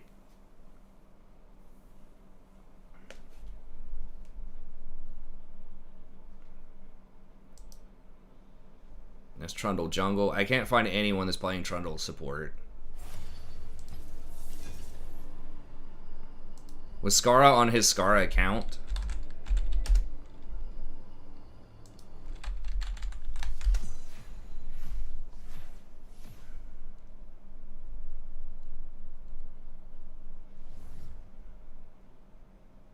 Or was he on like a Smurf? 'Cause I don't see any Trundles here.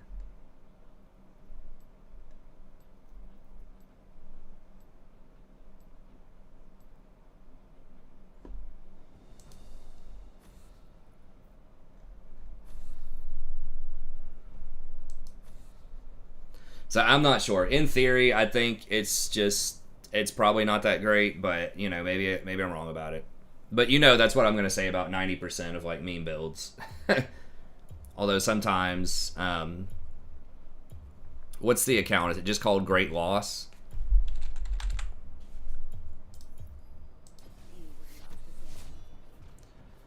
I'm probably gonna dodge this if this guy actually plays Corki, unless he's like a Corki one trick. Corki's like almost literally the worst champ in the game. It's pretty close.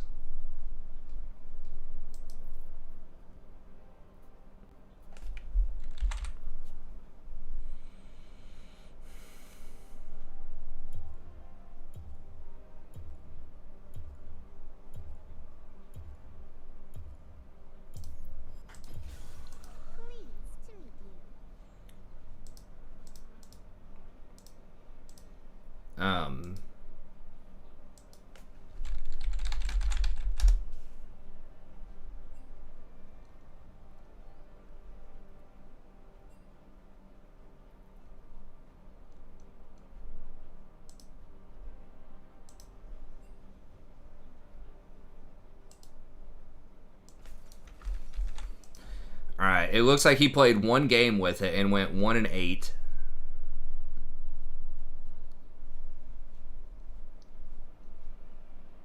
So he played one game in flex with it.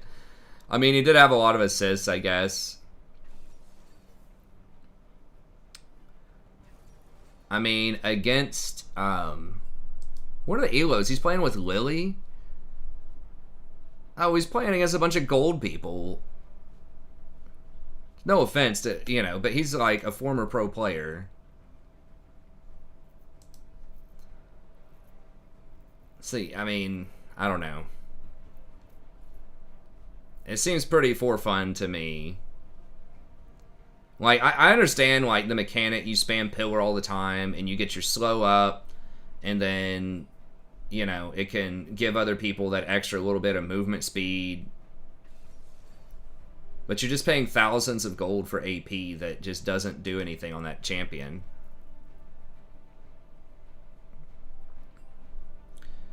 I'm bored. I'm going to try Viego. Yeah. I don't know, like, the difference between this account and the other account is like one division right now, but it just feels like it's night and day between the amount of, like, troll stuff that happens on this account in the lobby versus the other account. It's kind of nutty.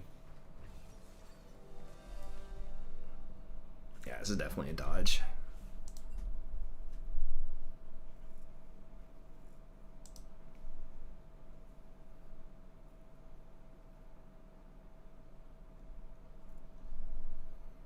Alright, someone else dodged.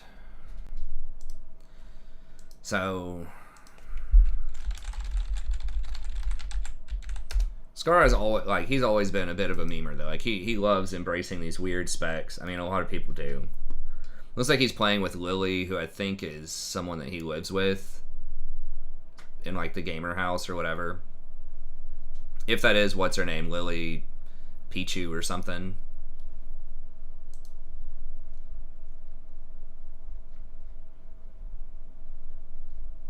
Yeah, it's 0% AP ratio on anything that he has.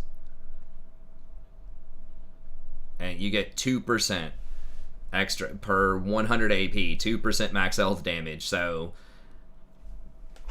it's not like 100% a waste, but it's pretty close. So how much AP are those items? That's 75. You have to get Bulwark of the Mountain, I guess. So that's 115.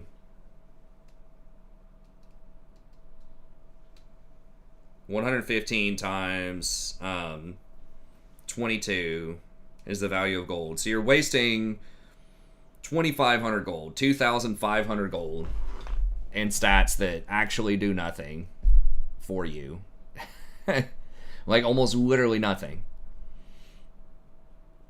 In order to get access to the ability haste, you can spam pillars. So it's like, it's cute, but if you just want like perma slow, I'd rather like It's like Ashe support or something, you know? I mean, Ashe doesn't have, like, great AP ratios either. Or, you know, just, like, permanently lock them down. Like, why slow when you could just chain stun them with, like, Leona or Rel or something like that?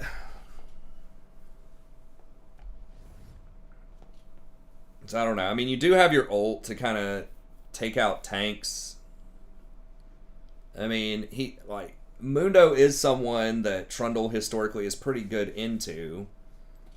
Because you can take away his stats and maybe lock him up a little bit with the pillar. So I'm trying to find the justification other than it's fun.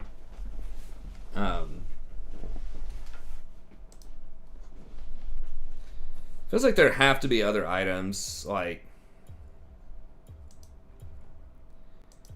I could maybe see Mandate, like Mandate into something else, because I just don't know what else he's supposed to get. But I think Cosmic's going a little too far.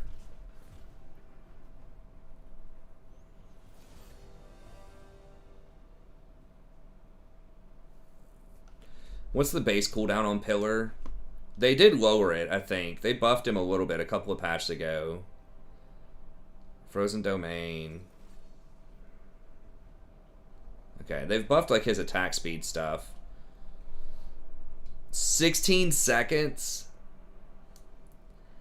I mean, even if you get him to 100 ability haste, right?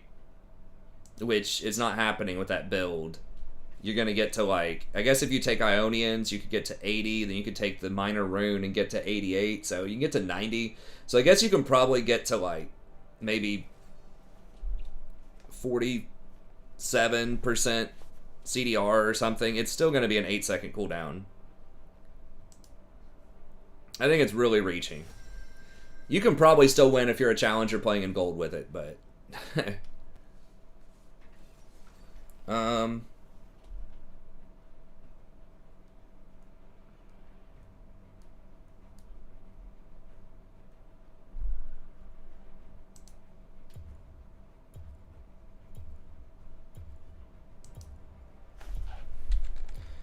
don't... How do you get it to 6?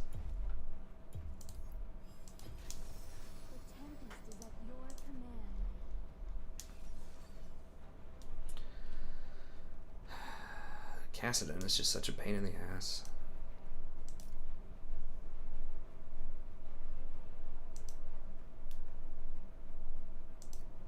I don't... Based on what I'm seeing here, I don't think you can get it to 6. That would be a reduction of...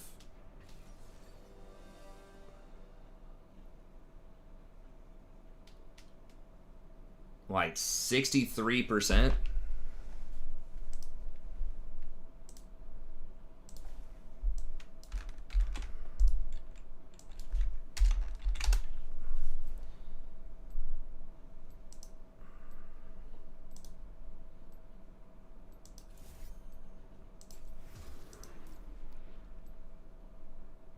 I guess we'll just play it.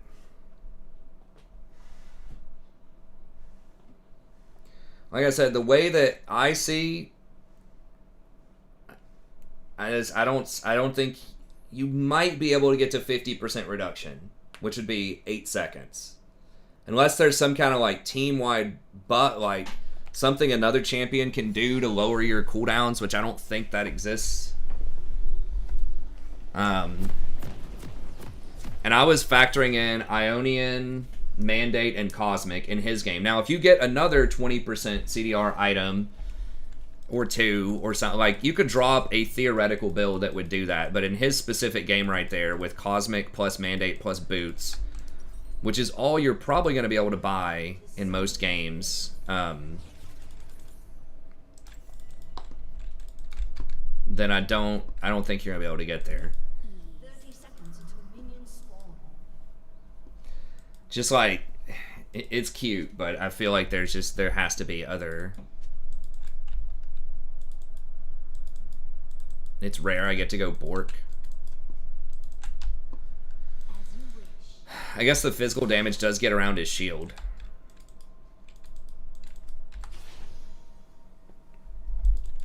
So I don't know. You could maybe draw up something theoretical, but I feel like that's all you're going to be able to buy in most games. That was actually kind of a long game he was into. I think it was like a 35 or 40-minute game. Because Cosmic's like 3,000 gold. So I'd probably rather even just do like the meme Jarvan build or something. I don't know. I know you're a fan of the meme stuff.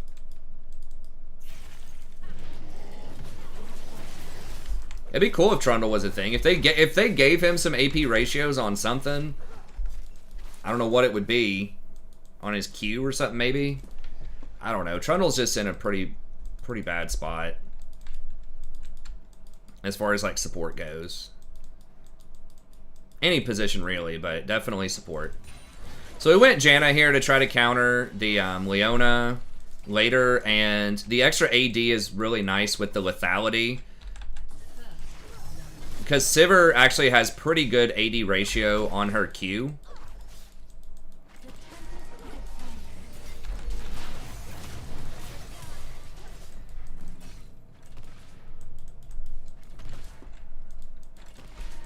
I can't ward that.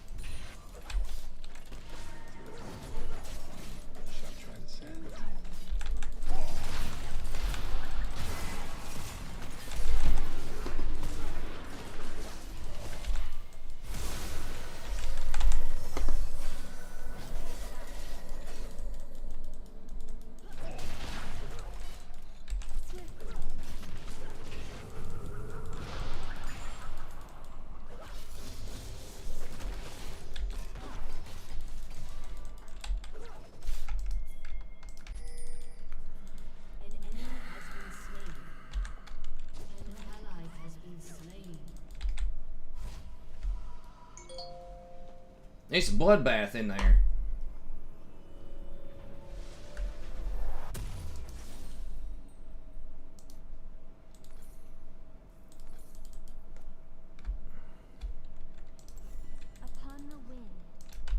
Yeah, I'm just assuming that she's probably going to go the lethality, but although she don't usually go Dark Harvest if you go lethality.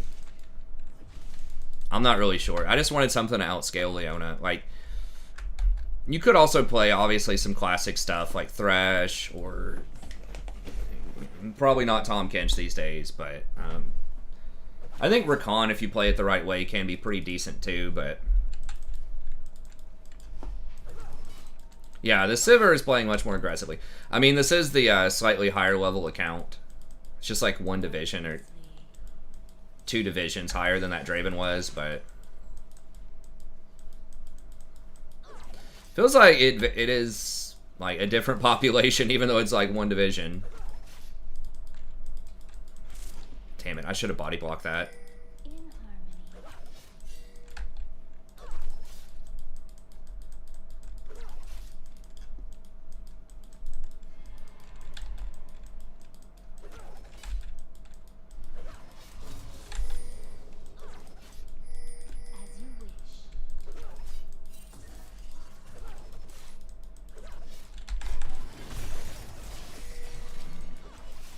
Is she still up there? An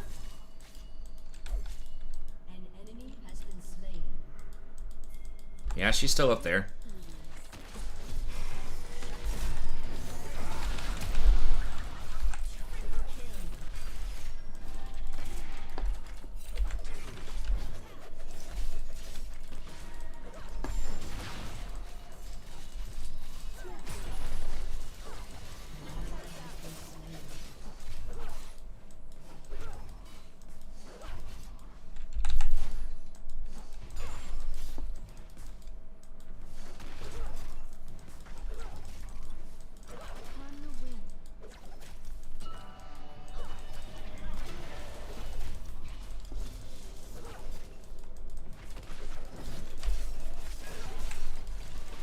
Leona's like really far behind on levels.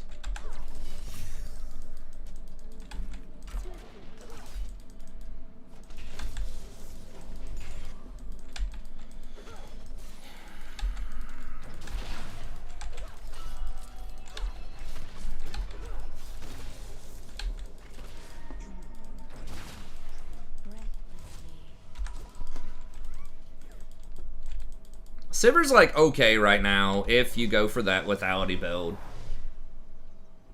Damn, Cat's got a lot of kills. She doesn't have a lot of CS, but...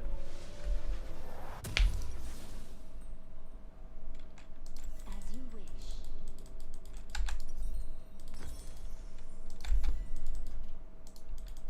Rampage.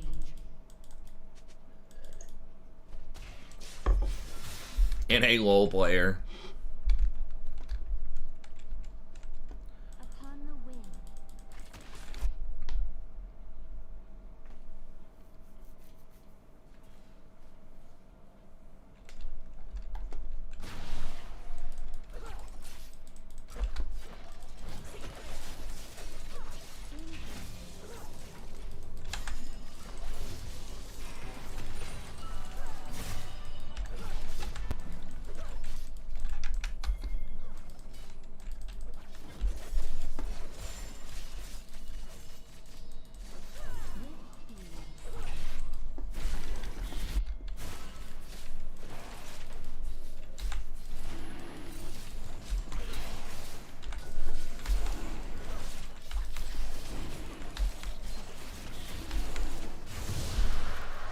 Nice. Got the advantage.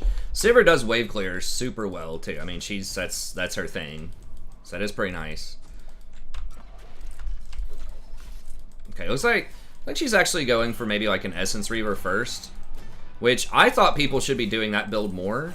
Maybe it's Essence Reaver into Duskblade. I'm not really sure. Or Gale Force maybe.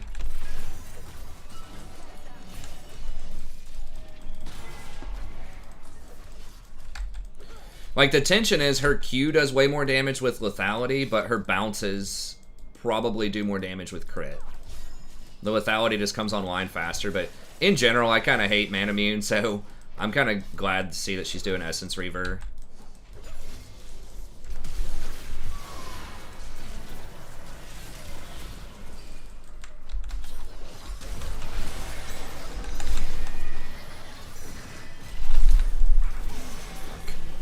Oh my god.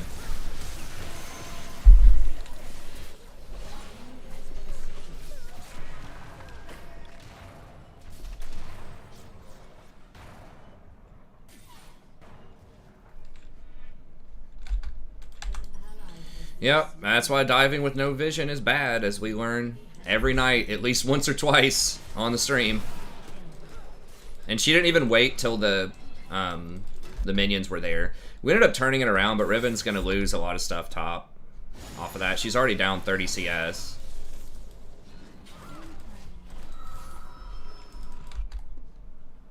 Unstoppable. I think it was reckless with crit. I still think Essence Reaver. I thought that as soon as they changed to Essence Reaver, first thing that came to my mind was Ezreal. But then second thing that came to mind was Sivir. And I feel like, I don't know, maybe she's just...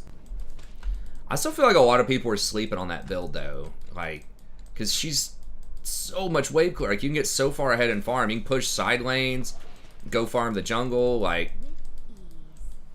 And she does pretty well late game if she gets a lot of gold in team fights, especially if they have a bunch of melees because of all the bouncing.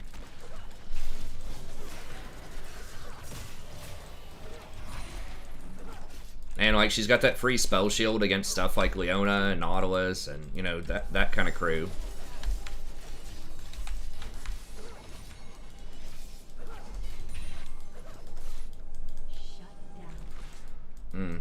It's not good.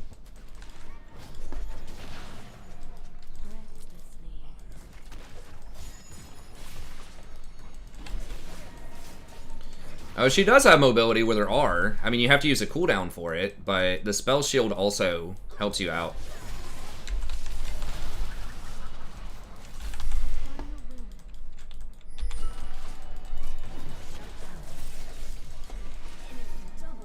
Wow, that was basically a triple kill.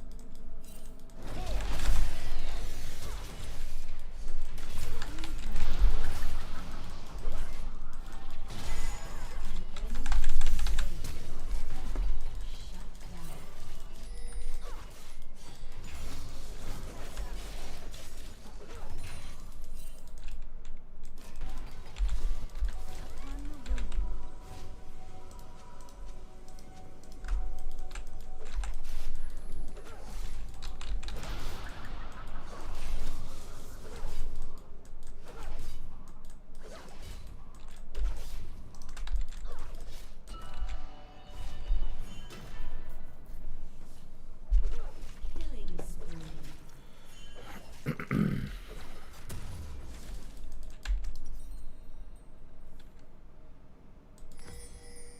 Breathlessly.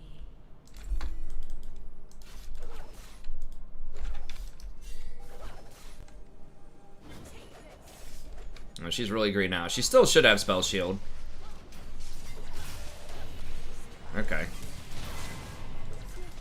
I would have spell shielded the ult, but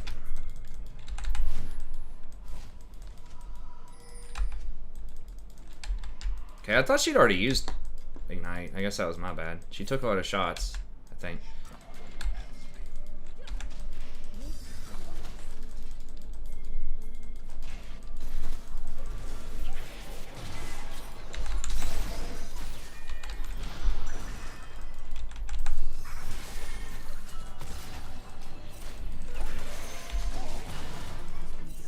I think she could have just walked out of that. I don't know. Right? Like, when I peeled her, I feel like she could have just walked.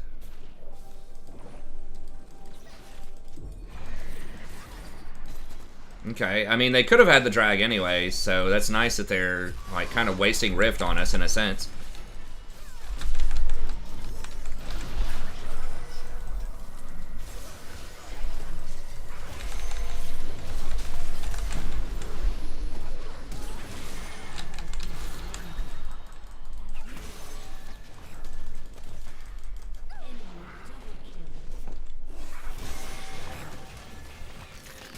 What do you mean, why? Like, you're the one who ran after her.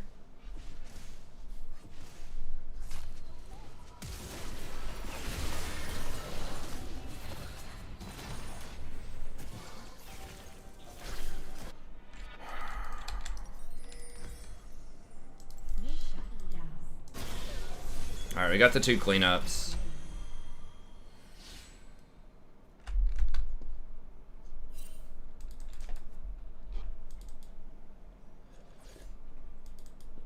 I mean, she's kind of right about that. I maybe could have exhausted a little bit faster, but I guess we did stop him from getting Dragon, and like it ended up working out in the end, but he still had heal too. I thought he used a lot more than he did.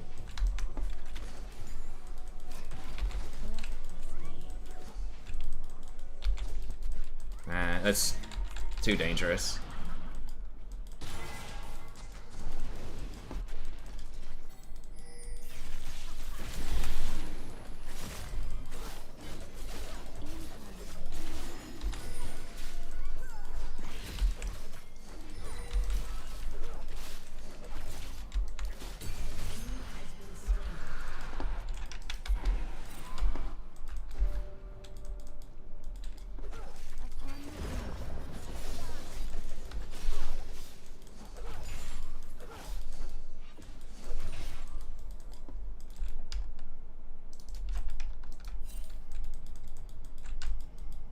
Caston's 1 and 5. Okay.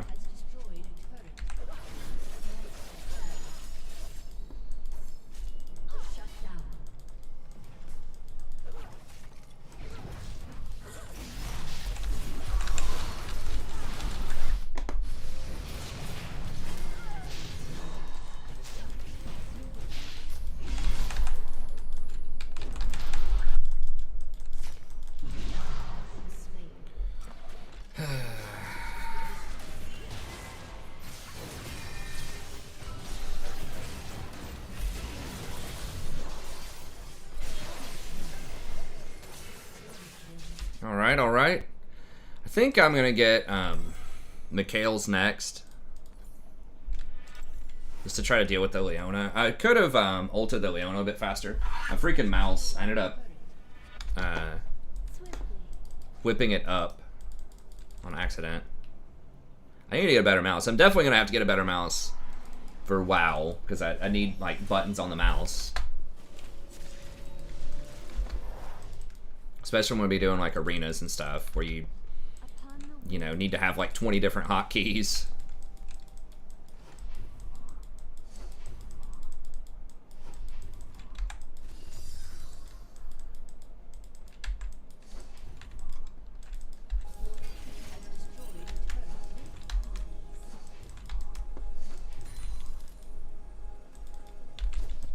Real?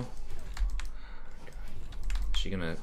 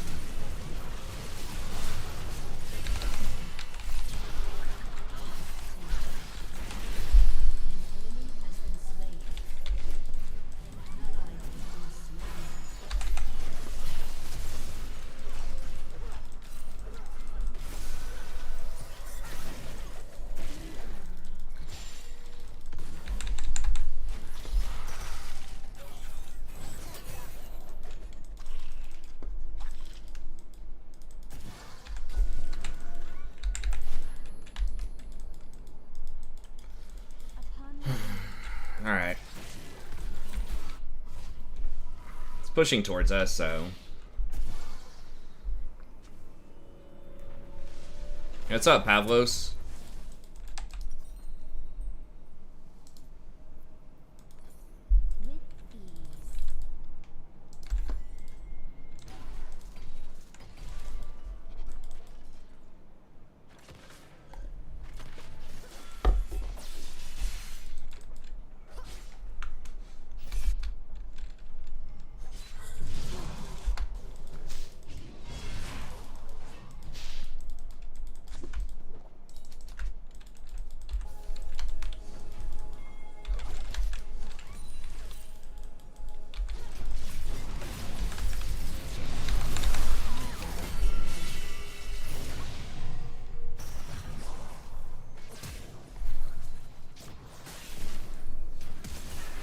Wait, was Sivir? I thought Sivir was in the area. Okay. I could have maybe handled that a little bit better, but I was just thinking if they go on me, you know, I knew I had two people that were close by. But I thought I'd be able to get out of it, but I didn't have... If I had my ult, I could have, but I didn't have my ult, so... As you wish. Definitely dying a lot more than I would like this game. Okay, yeah, she's going a crit build. I don't... Yeah, I don't think we have the damage for it.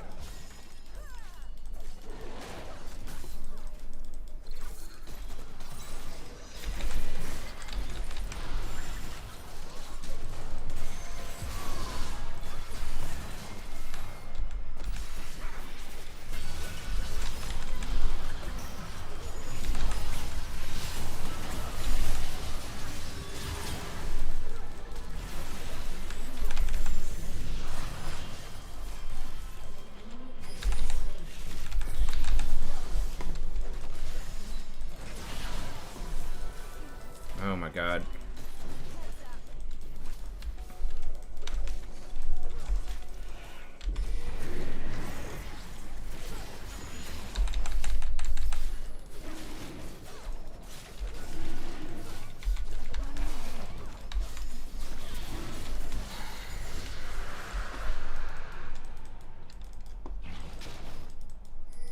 Yeah, that was kind of weird. Yeah, it was... I mean, maybe it was about to time out or something, but...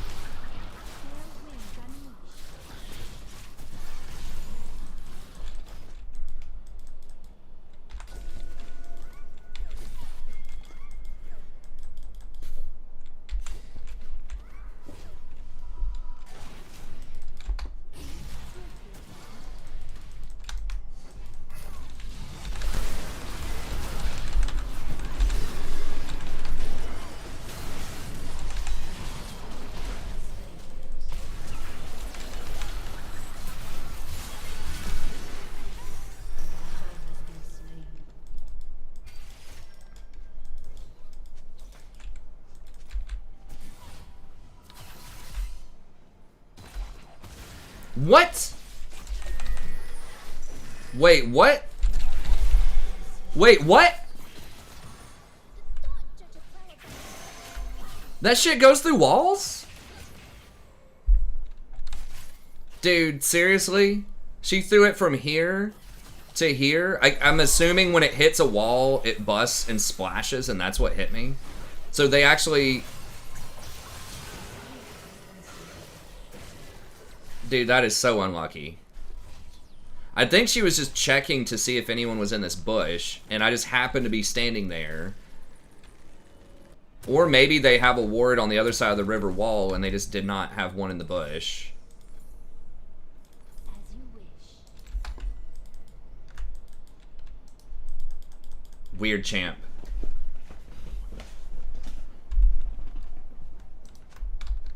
I can't do it. I don't even remember what weird champ is, but yeah, that's how I feel.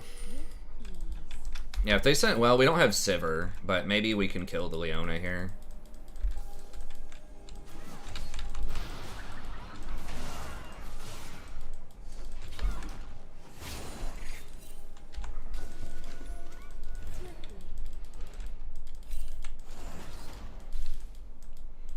That's probably warded. I don't have a sweeper for a little bit.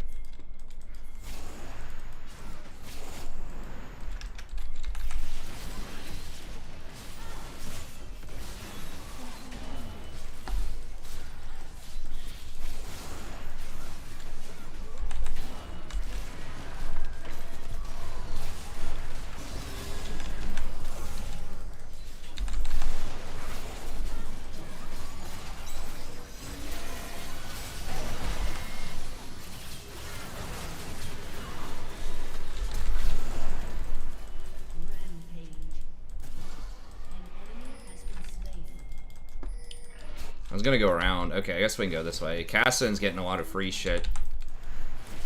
Vato, which is not good for us.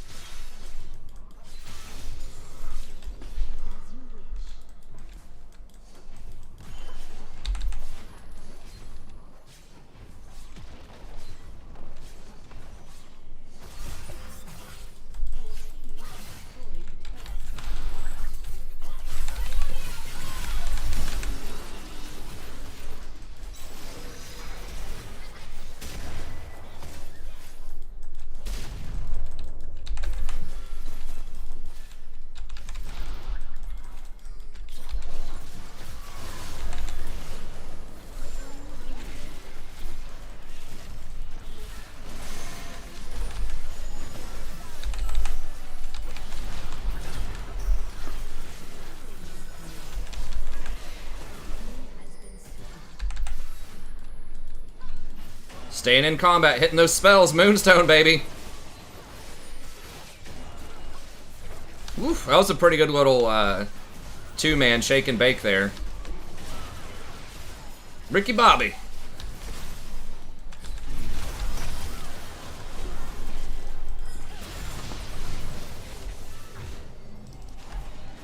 You have been slain. An enemy has been slain. Yeah, they should have this easy guide. I tried to ult, but I didn't have enough mana.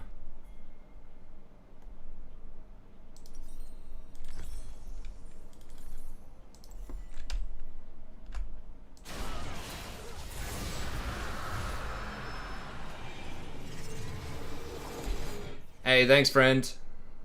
My Greek friend. Appreciate you coming in here and hanging out with us.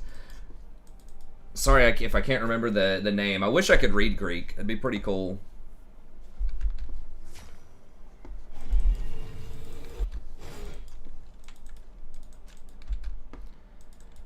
I'm sure, like, ancient Greek is different than contemporary Greek, right? Or is it just, like, pretty much one continuous language? Like, If I knew modern Greek, would I be able to read, you know, like the Odyssey or something in its original?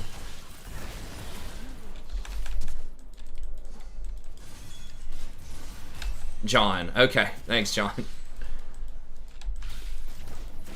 I'm assuming not. I'm assuming the language has probably evolved over thousands of years, but... Upon the wing. That would just be really cool to just be, like, reading something that's that far back, you know, in history. Because America's only been around for a few hundred years, and then even that, thinking, like, English, you know, as a language really has only been around for, like, maybe 1,300 years or so. Just in a really broad sense. But to have a language that's been around for literally thousands is pretty freaking cool.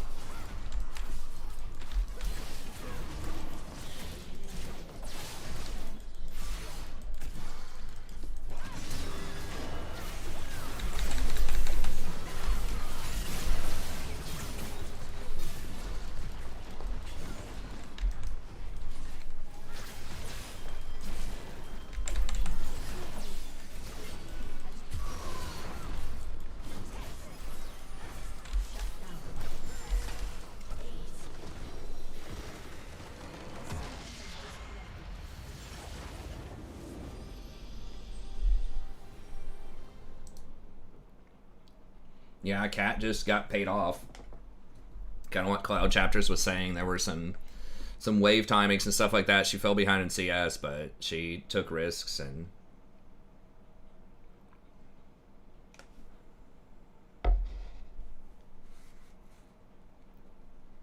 Oh, okay.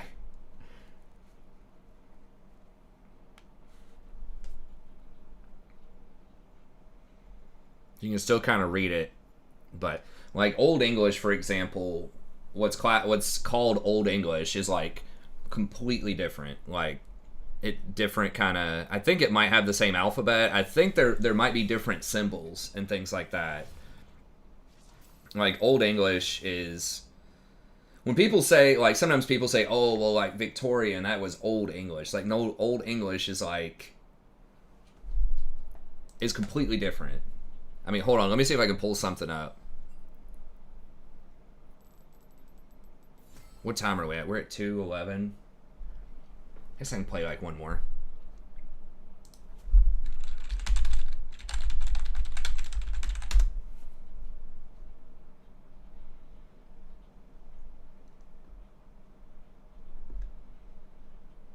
I don't know if we can have some of this on here or not, but like this.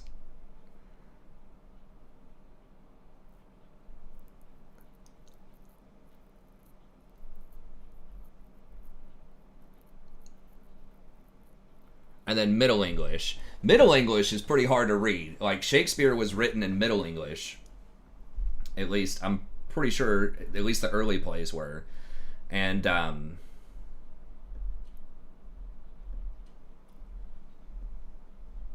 or at least, maybe it was the Fairy Queen. I had to read some stuff in Middle English in grad school, and it was extremely difficult. Like, I don't even know where, like, this comes in. This is... Like, it just looks like a completely different language.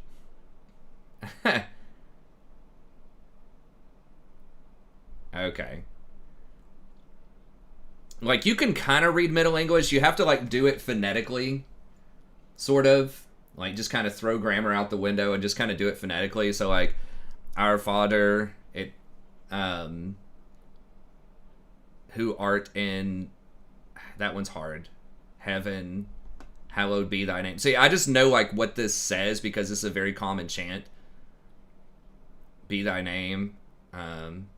Thy. So, like, this B is a TH sound.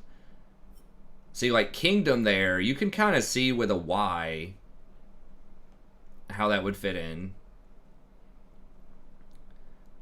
Thy will...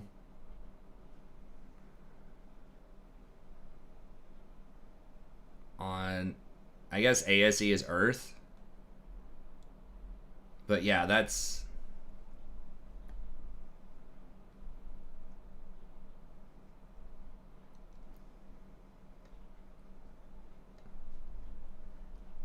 But anyways, okay, let me swing by the restroom real quick. We'll get another game in. But yeah, languages are fun.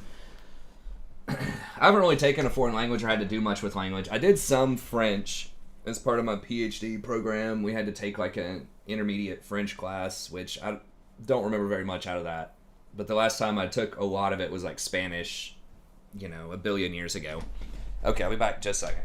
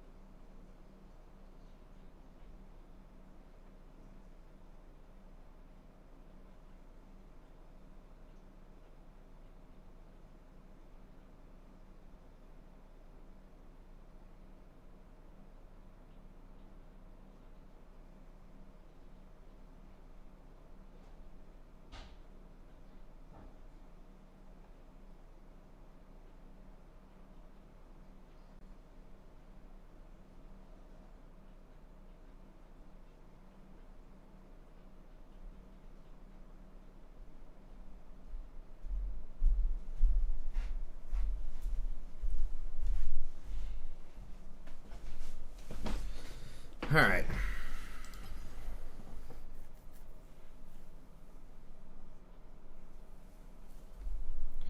Exactly. Yeah. I mean, once you get used to it, the phonetics can be, can help out a little bit. But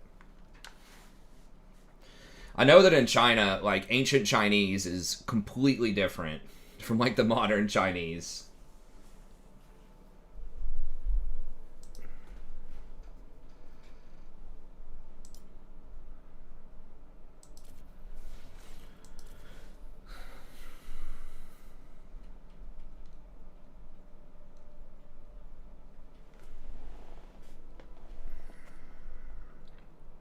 See if I picked up any skins. This Brand skin's pretty cool if I ever played Brand.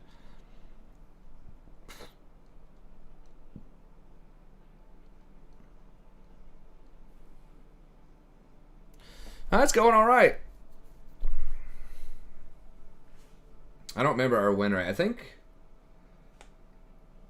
we're 3-1. I can't remember.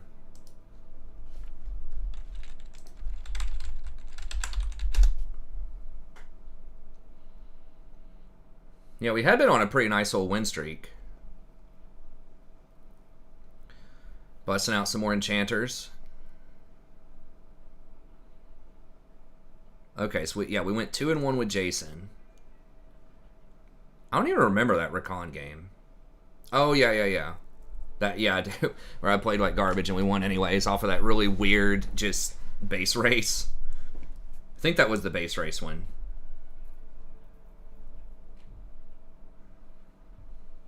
I can't remember. We went 2-1 there, and we just won 1 over here. So yeah, I think we're 3-1. Starting to turn stuff around a little bit.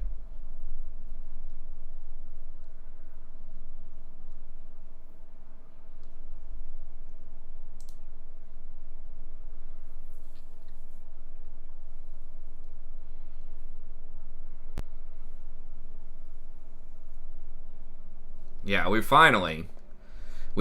were doing very well at the early on in the season. We were like running real hot. I think our first 70 games, we were like 70%. When I first started playing Maokai, I think it was 19-1 on it. It's over 20 games. It was like all blue. But then they nerfed it a few times and people started figuring out some counter picks and yeah, it's going well. We've been hanging out, talking about some different things.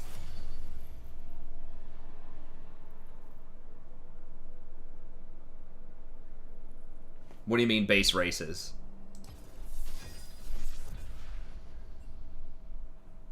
Oh, sorry. Base race. Okay, I was thinking like talking about racials in World of Warcraft. Are we talking about like old languages, like old races? No, actually what I just said, a base race. Sorry. I don't know. It's going in too many different directions with that. But yeah, I mean, we had Baron running into their base, and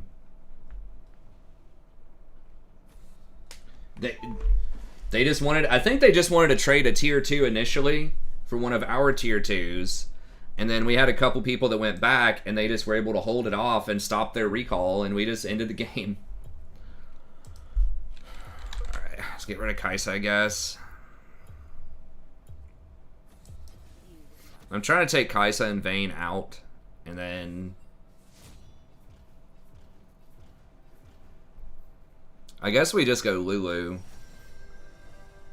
Lulu just feels like a pretty good blind pick because I do not want them to have Lulu, and she's just so good with a lot of the champs that are becoming more popular, like Jinx right now.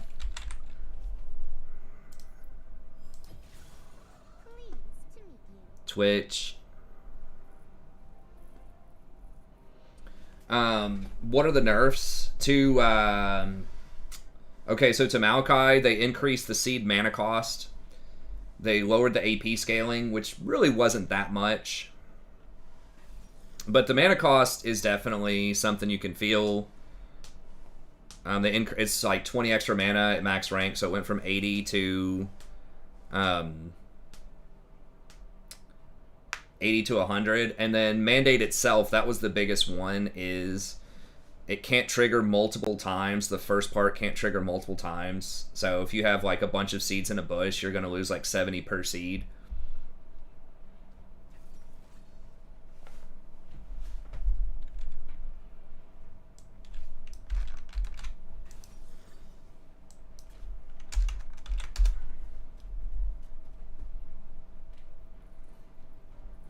Twitch would have been an interesting one too, but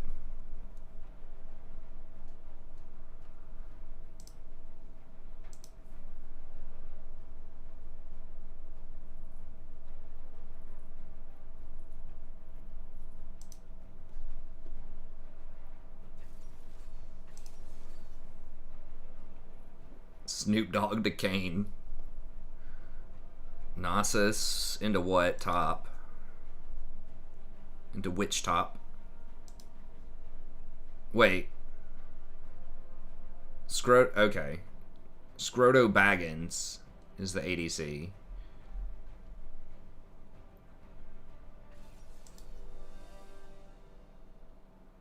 It's Vayne top and Anasis. That sounds like a nightmare.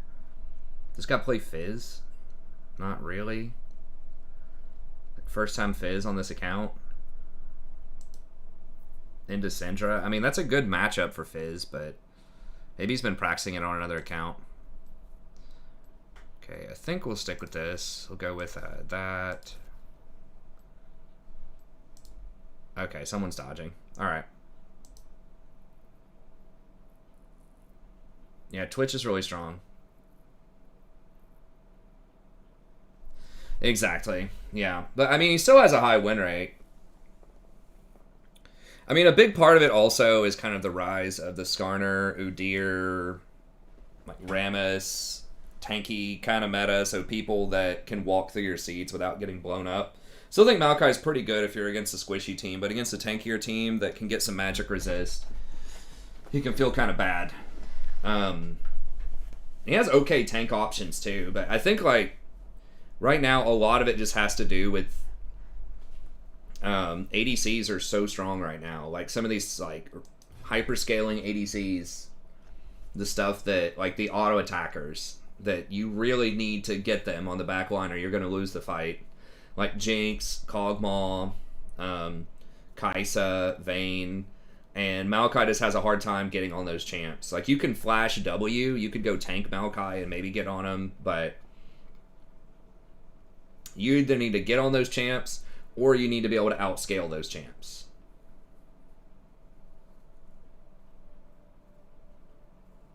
Okay, no problem, John. Have a good shift at work, man. Appreciate you stopping by.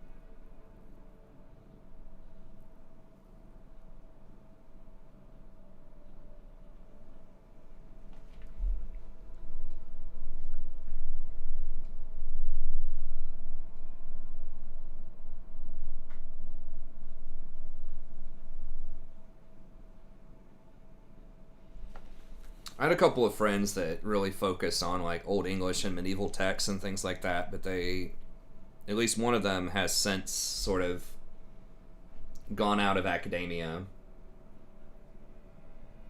and is now, well, sort of out of the ivory tower. Now he does more sort of advising work and success planning and stuff like that with students.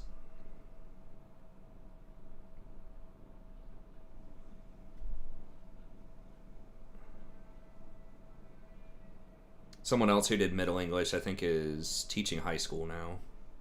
It's really tough to make it as a scholar, especially of kind of these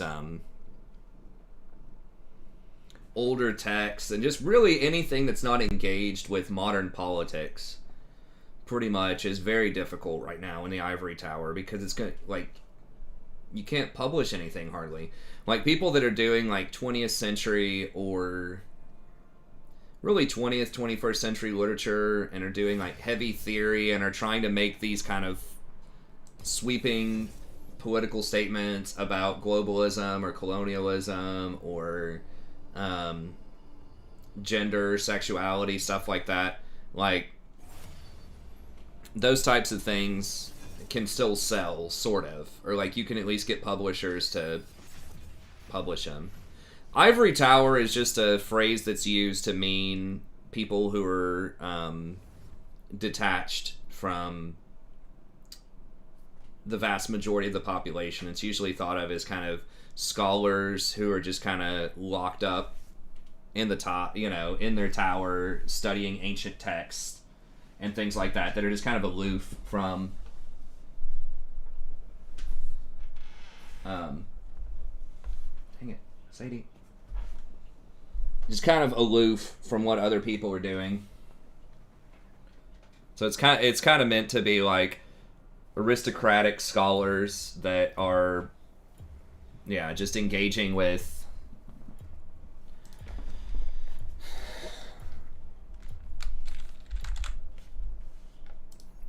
what people would call, I don't know, impractical ideas, studying obscure things, that type of stuff.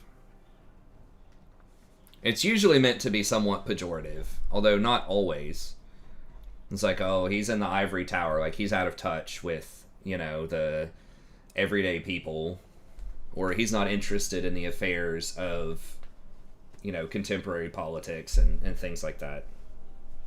I feel like someone sitting there coming up with, like, some slightly different translation of, 1,000-year-old text or something like that, right?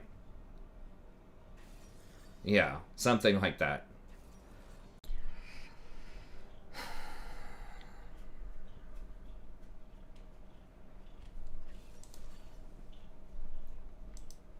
I'm probably already going to dodge. This dude doesn't even play Master Yi.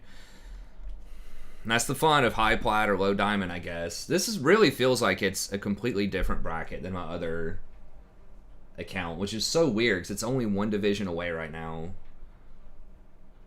But, you sit through 3 or 4 dodges, and when they dodge every time you have a good team, and then you have to dodge. Like, the game that people actually want to play on your team where nobody dodges is when you're just terribly outmatched. Our team column's just completely garbage. I mean, theirs is not that great either, but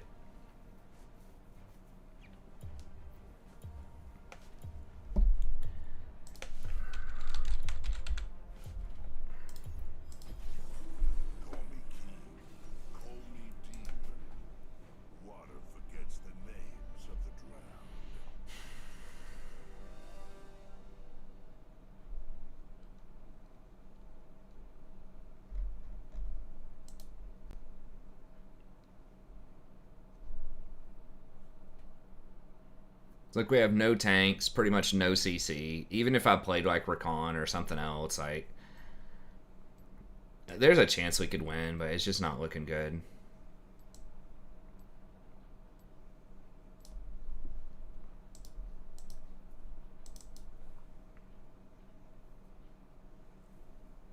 So let's get on the other account.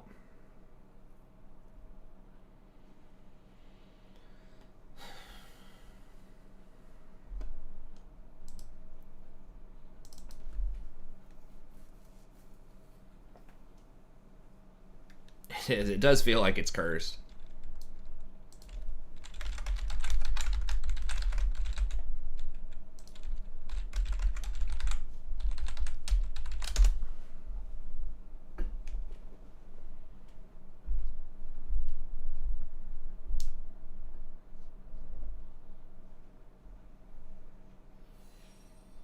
Sniping me.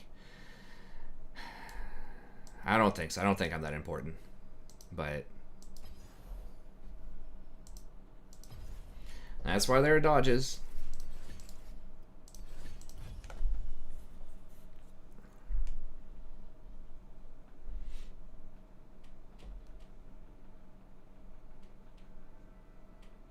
Wu Chinese is closer to Japanese than Mandarin. Huh.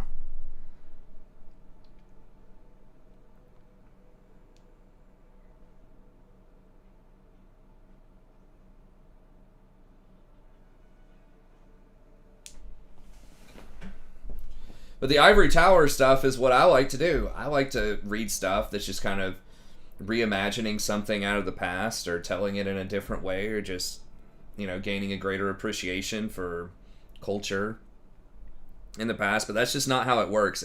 There is some of that. There's some of that.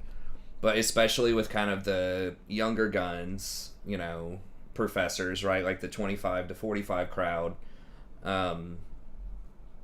I feel like so much of it has to be politically engaged, you know, even if you are doing some older text, it has to be like somehow getting into that conversation about identity politics.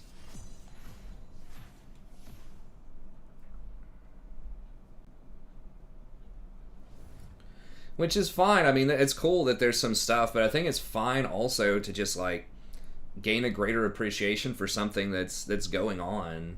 Like at the time that doesn't necessarily have a lot of implications for today. I mean, it could, but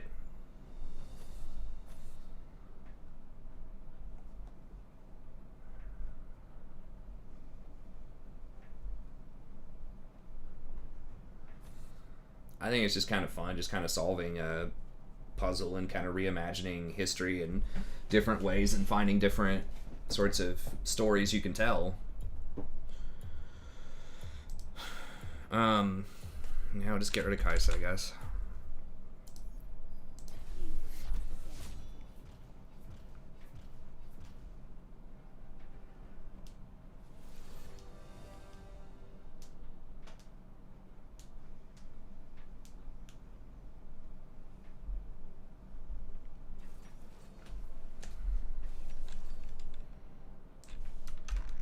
Maybe I should have banned Udyr. I don't know. He's almost always banned, so sometimes I forget about him, but...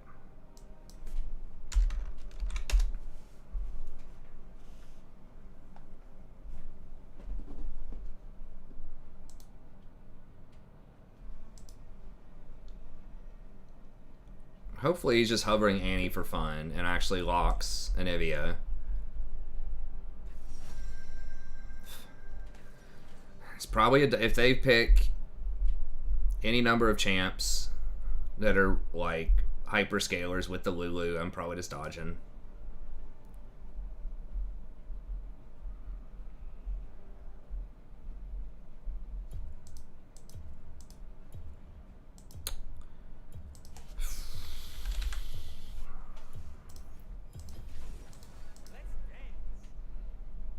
It just feels like if they pick Lulu, it just feels so hopeless if they lock Cog or Jinx or Twitch. Like, if you don't completely murder them in lane.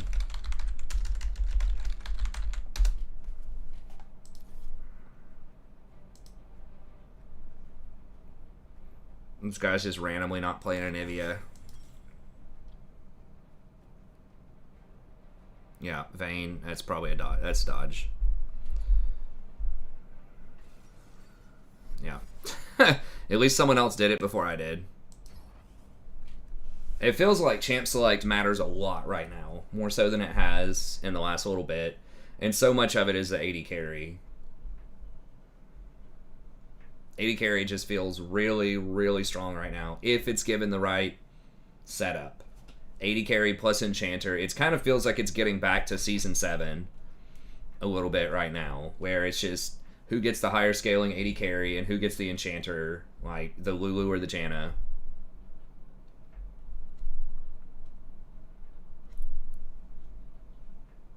In the past, I mean, like, maybe a month and a half ago, it felt like, you know, I could just blind pick Maokai and just win almost everything. Like, the AD carry just didn't feel like they mattered that much, but,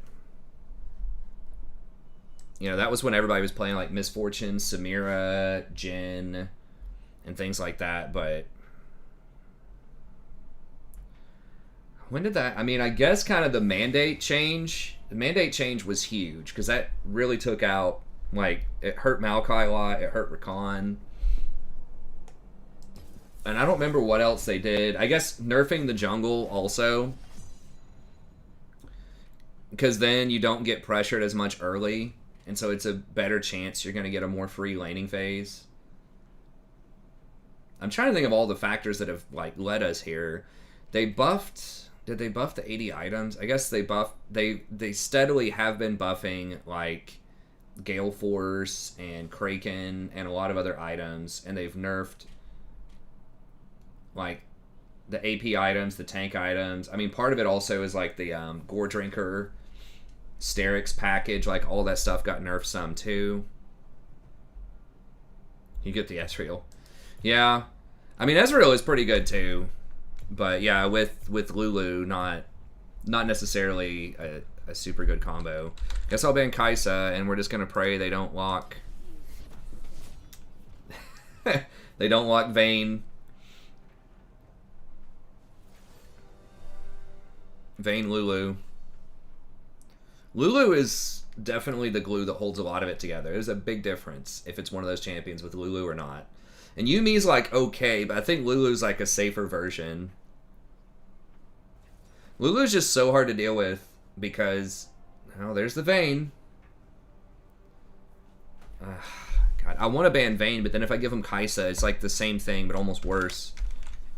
And you can't engage on those champs because they just have, especially if they take Gale Force, they just have like 2 flashes, and they probably take Cleanse also. This guy's pretty, he's got a good win rate on Caitlyn. I just don't like Caitlyn in general because you have to pressure so hard early. But they did pick Bard, who is weaker than something like Lulu. I mean, we might be able to outscale. Does this guy play Katarina? Poppy. Poppy's actually pretty decent against Vayne. Sort of.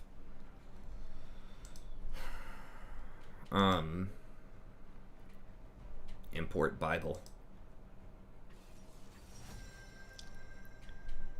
Ugh.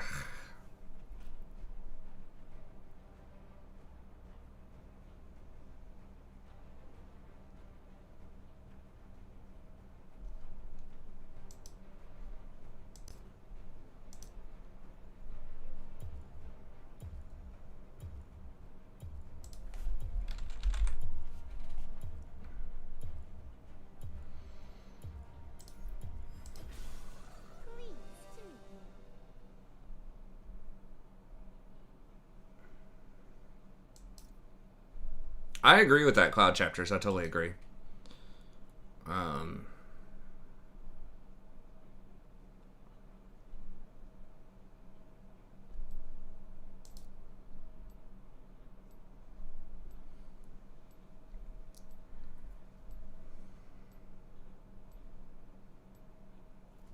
Okay. Meant to say, I'm not super thrilled. It's like, it's close. It was very close. Because, like, if Katarina does well, like, she's not, that person was not that great on Katarina. But as we saw, I think the last game that we played, which was probably like an hour ago at this point, I mean, how many dodges? Like, I dodged once, and then it's been like 6 or 7 other dodges. That one, they were advantaged. Maybe it was someone on our team that dodged.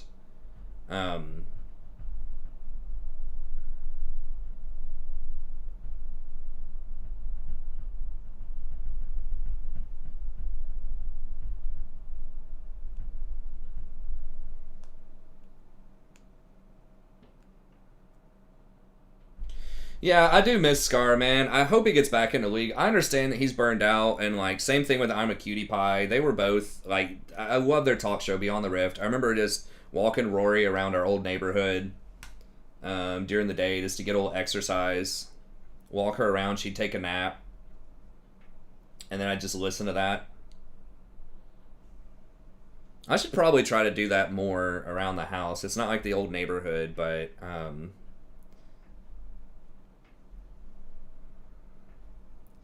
that'd give me some more exercise.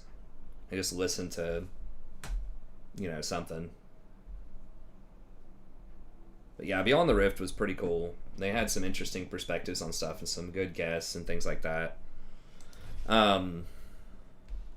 But yeah, some of the old guard, it's just they might just be tired of the game. They want to try some other stuff, but also it's just as you get older, it gets harder and harder, especially if you were starting at that high level, right? With Scara being a former pro, and then you've got I'm a Cutie Pie, who was a challenger for a long time, and then he's wasn't able to do it for a season or two there, and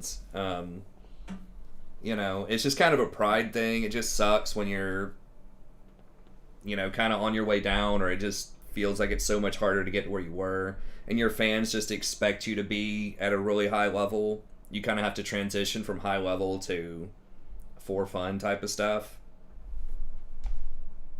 I just noticed she added those handles on there.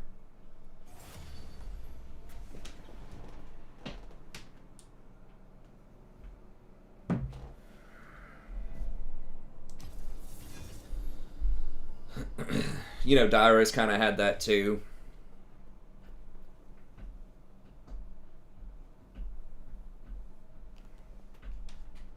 So just trying to transition into something that's a little bit more casual.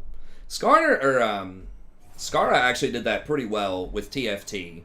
He was a very early adopter, and he became one of the pillars of that community very quickly because of just his analytical style. But he just got on board with it, and I don't know if he's still doing that or not, but I know that he was getting a lot of views for TFT. His channel was actually growing faster for TFT than it was for League, which was pretty rare for most content creators that switch to a different game. Take a huge hit, at least initially, and sometimes they can recover, but oftentimes it's a pretty big hit.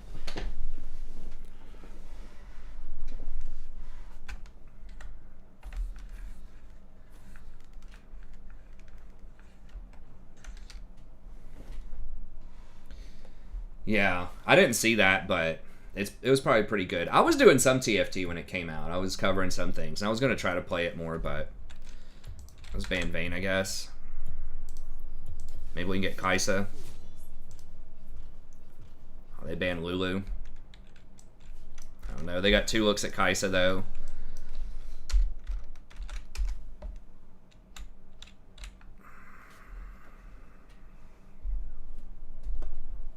This guy's pretty good on Jinx.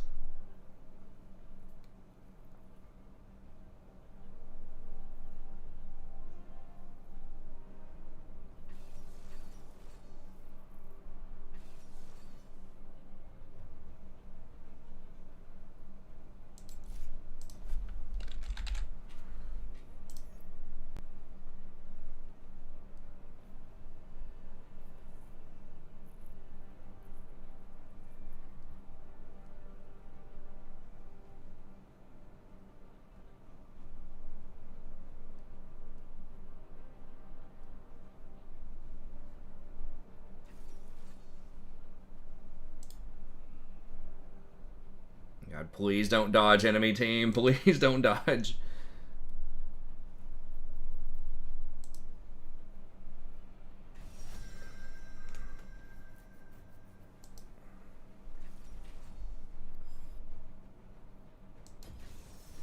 tempest is at your command.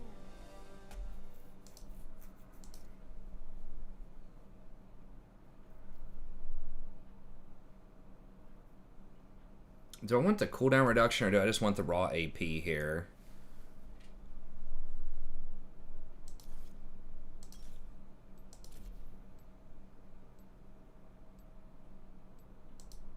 Go with the raw AP, I think.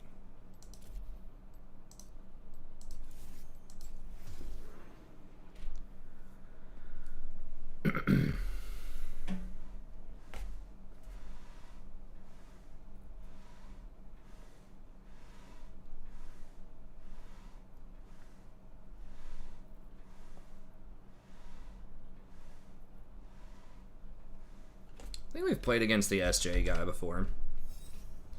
But yeah, TFT's cool.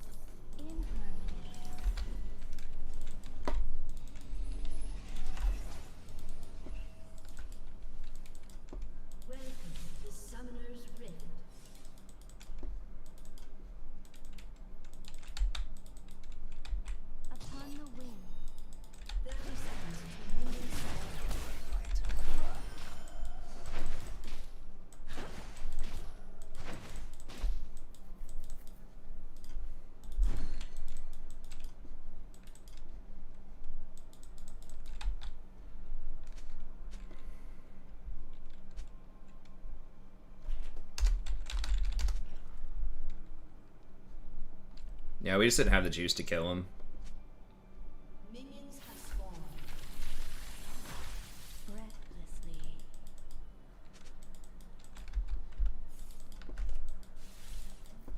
He just walked out, which is fine. I mean, if I had Ignite, I could have forced his flash, but you can always look at that in hindsight. I mean, the reason that I took Exhaust is I just don't think we're going to have as much kill pressure early, and pretty much late game, if we don't get just blown up by Rengar, I think we just pretty much win by default. So I'm kind of just playing for mid to late game.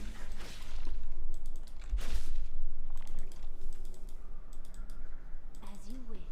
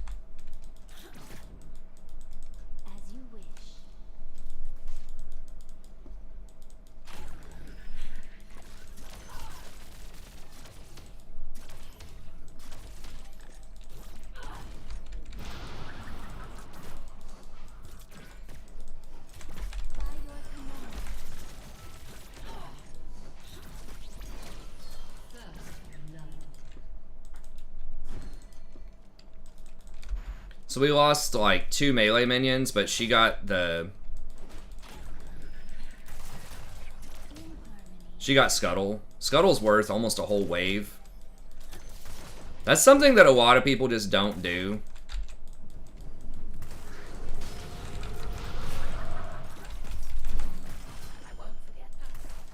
It's just go get the Scuttle. If the junglers are fighting top and you get priority bot, especially if you have a support who can break that shield, like Janna can, then just go get the Scuttle.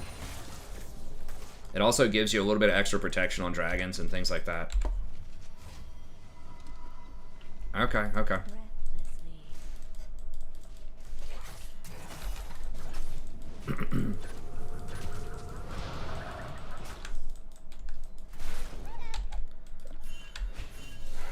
Now, we probably better just back, man. I'm just gonna back.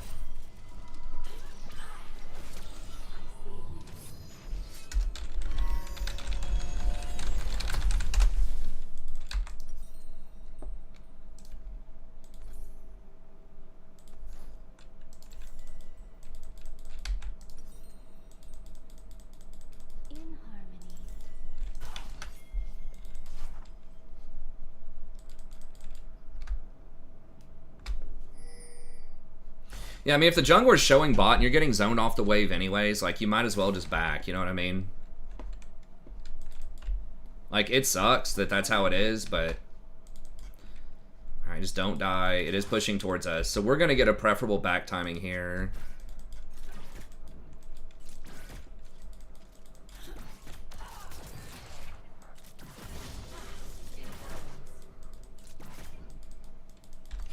I'll go 2 points in W here. Just for a little bit more harass.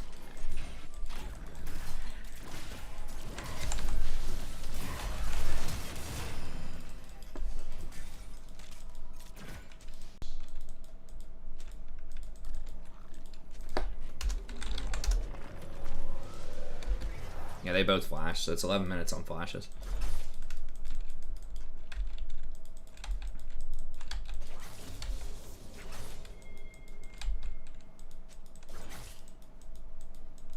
Upon the wind.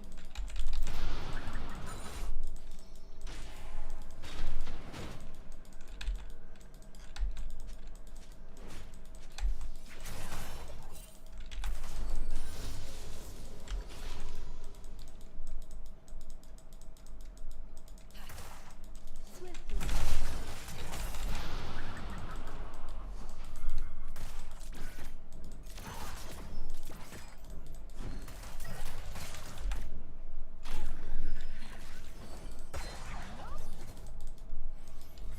Okay, she missed cannon though.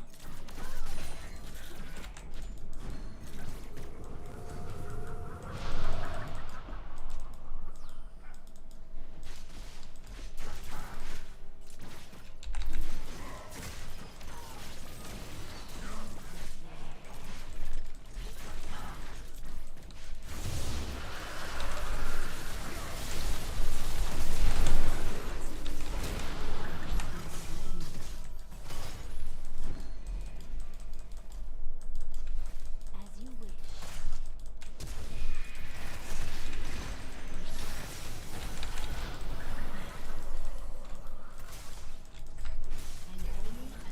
Alright, we did get dragon, which is good, but...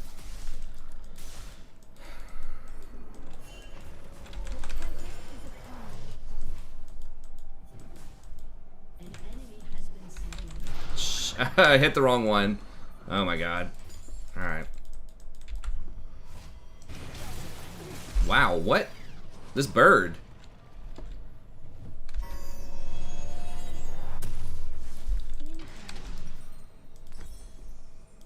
This bird is the word.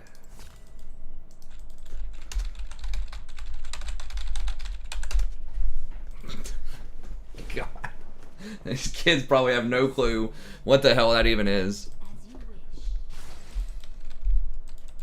As you wish. When what? That was like a 90s song. It might have been 80s. Bird, bird, bird. Bird is the word. I don't even remember much about it other than it just being like this silly song. From what I remember, maybe there was some deeper political meanings behind it I just didn't understand as a kid, but...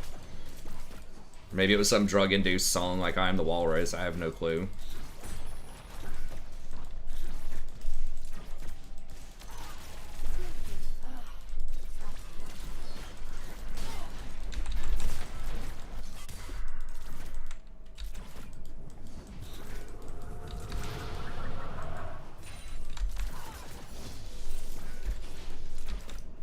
Breathlessly.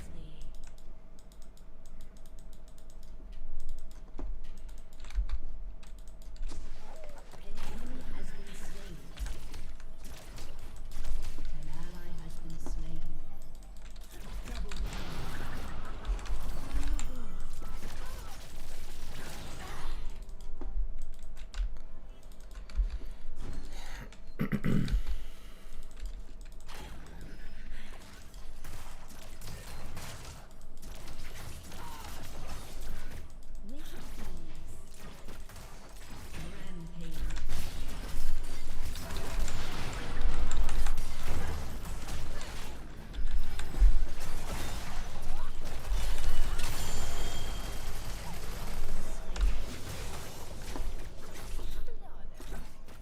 Damn.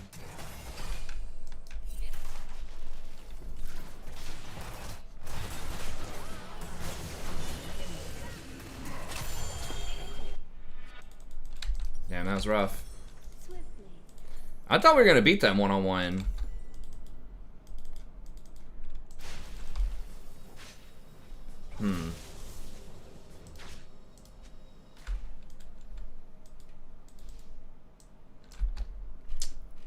I should have gotten sweeper there.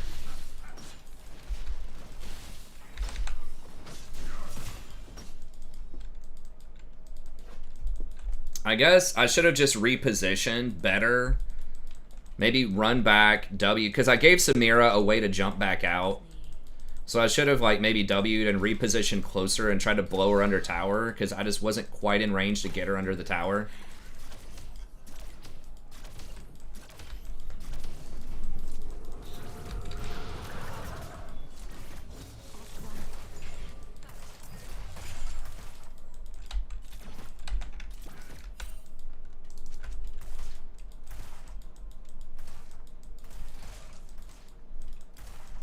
An enemy has been slain.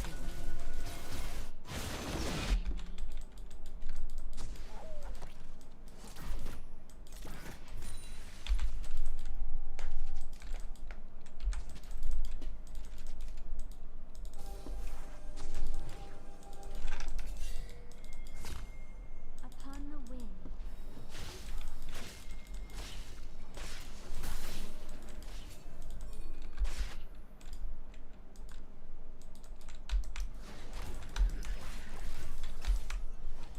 I can't get that deeper ward. As you wish.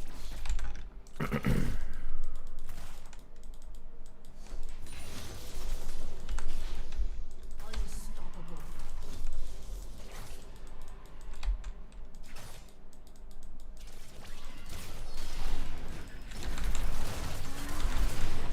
wish.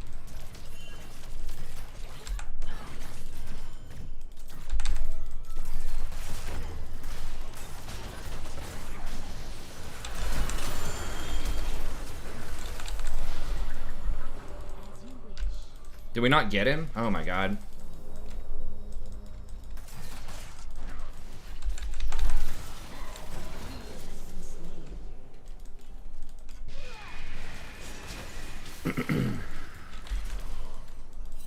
And Nivea attacks the shit out of that dude. That's fine though, whatever.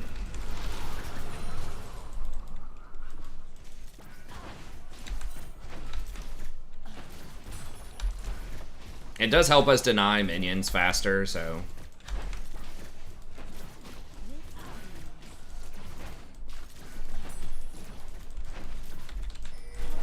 Are we? Can we actually get the whole thing?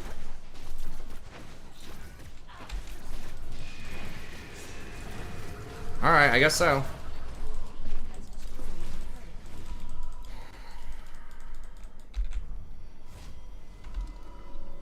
I remember people used to take down towers at like 5 minutes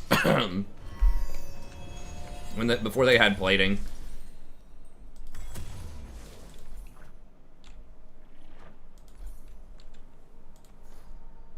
Swiftly. Get one control word here. It is nice to be back on the enchanter train. I know a lot of people on the channel really like the enchanters. That's like the support's support, you know? Your Jannas, your Lulus, stuff like that. As you wish.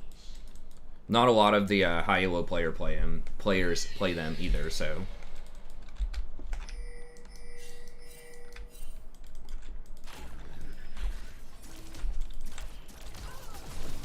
I should have maybe gone middle. Shut down.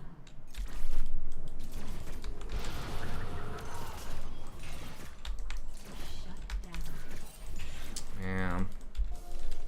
I maybe should have rotated middle. Turret has been destroyed.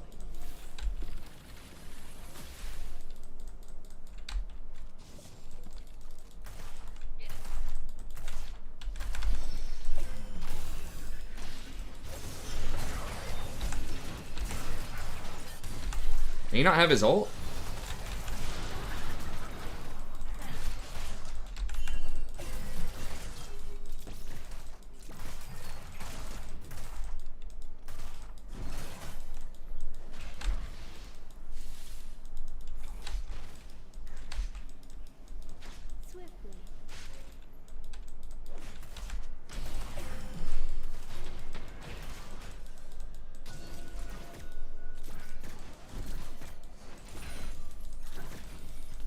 feel like we're about to get...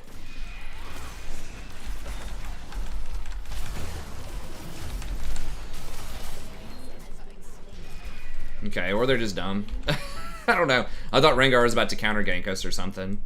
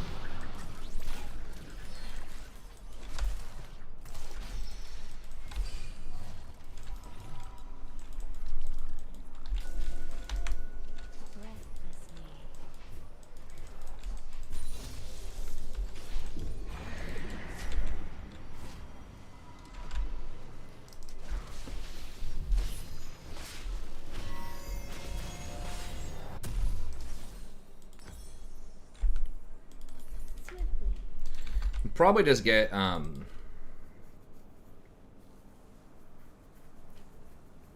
staff fulling water, I guess. Ardent's good here too. Yeah, they're all going over there, so we go over here.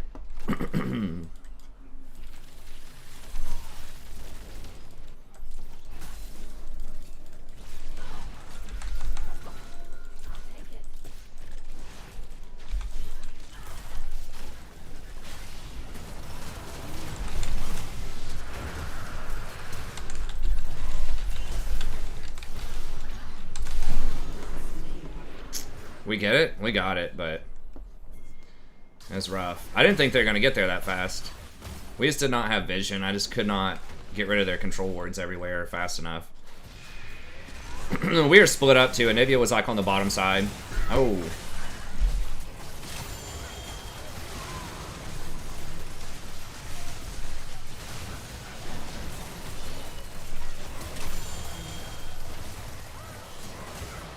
Holy sh... Wow.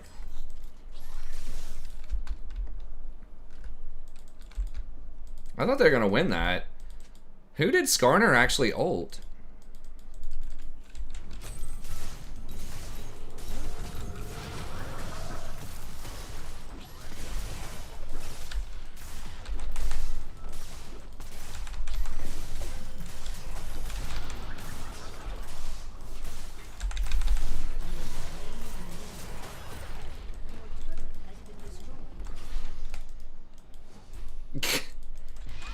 At least we got something out of it, I guess.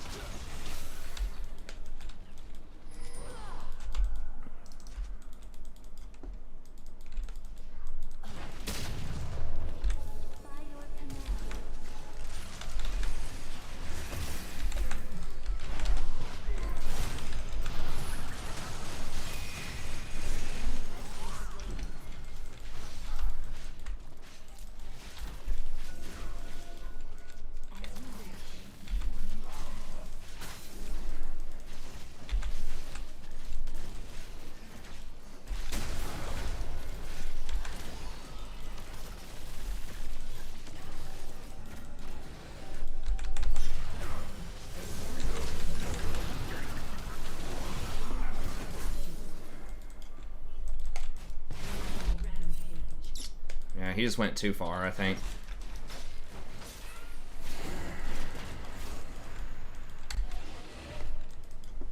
Oh, if Anivia can get a wall.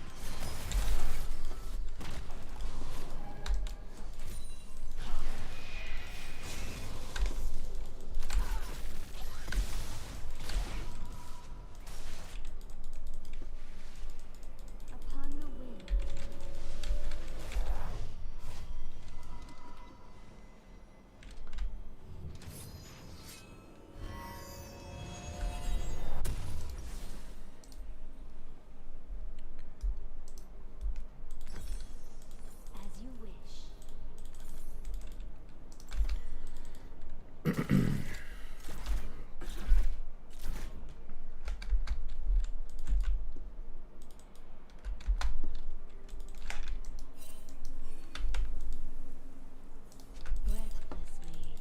They don't have a TP.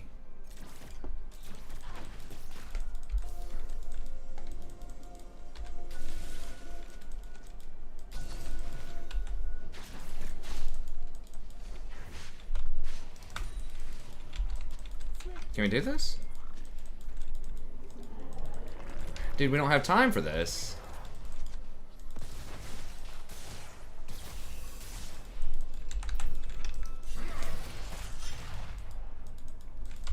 I mean, Collector is a big pickup, but...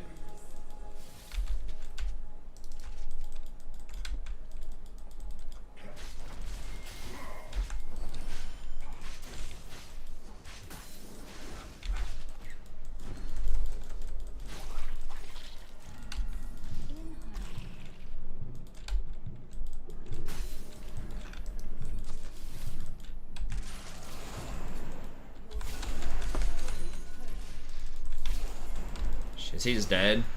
Ally has been slain. Damn it, Anivia.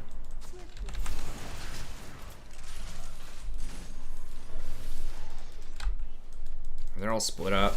God.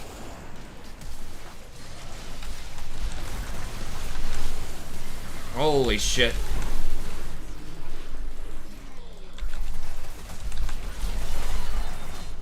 Unbelievable. Did it even knock people back?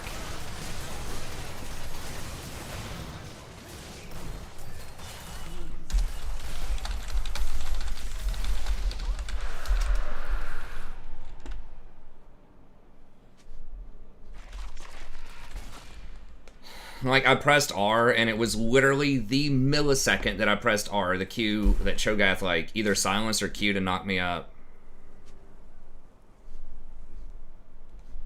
Well, we maybe should have just laid down the dragon at that point. Breathlessly.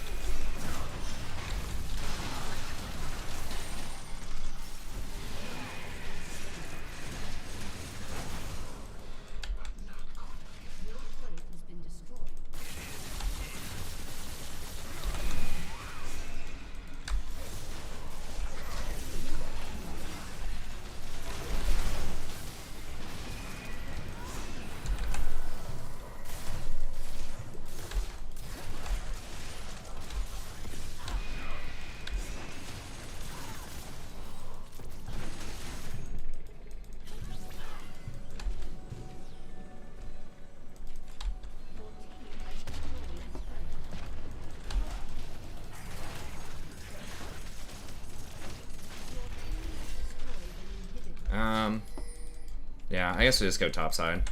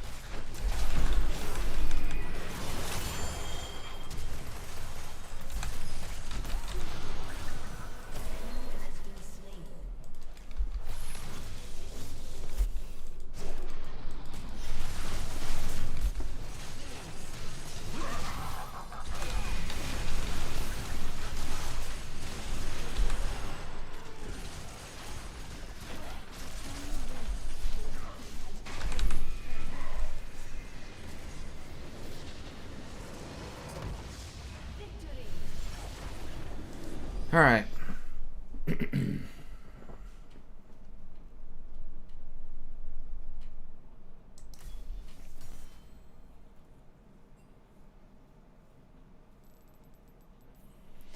Alrighty, well that's going to be it. Thank y'all very much for tuning in. As always, I appreciate it.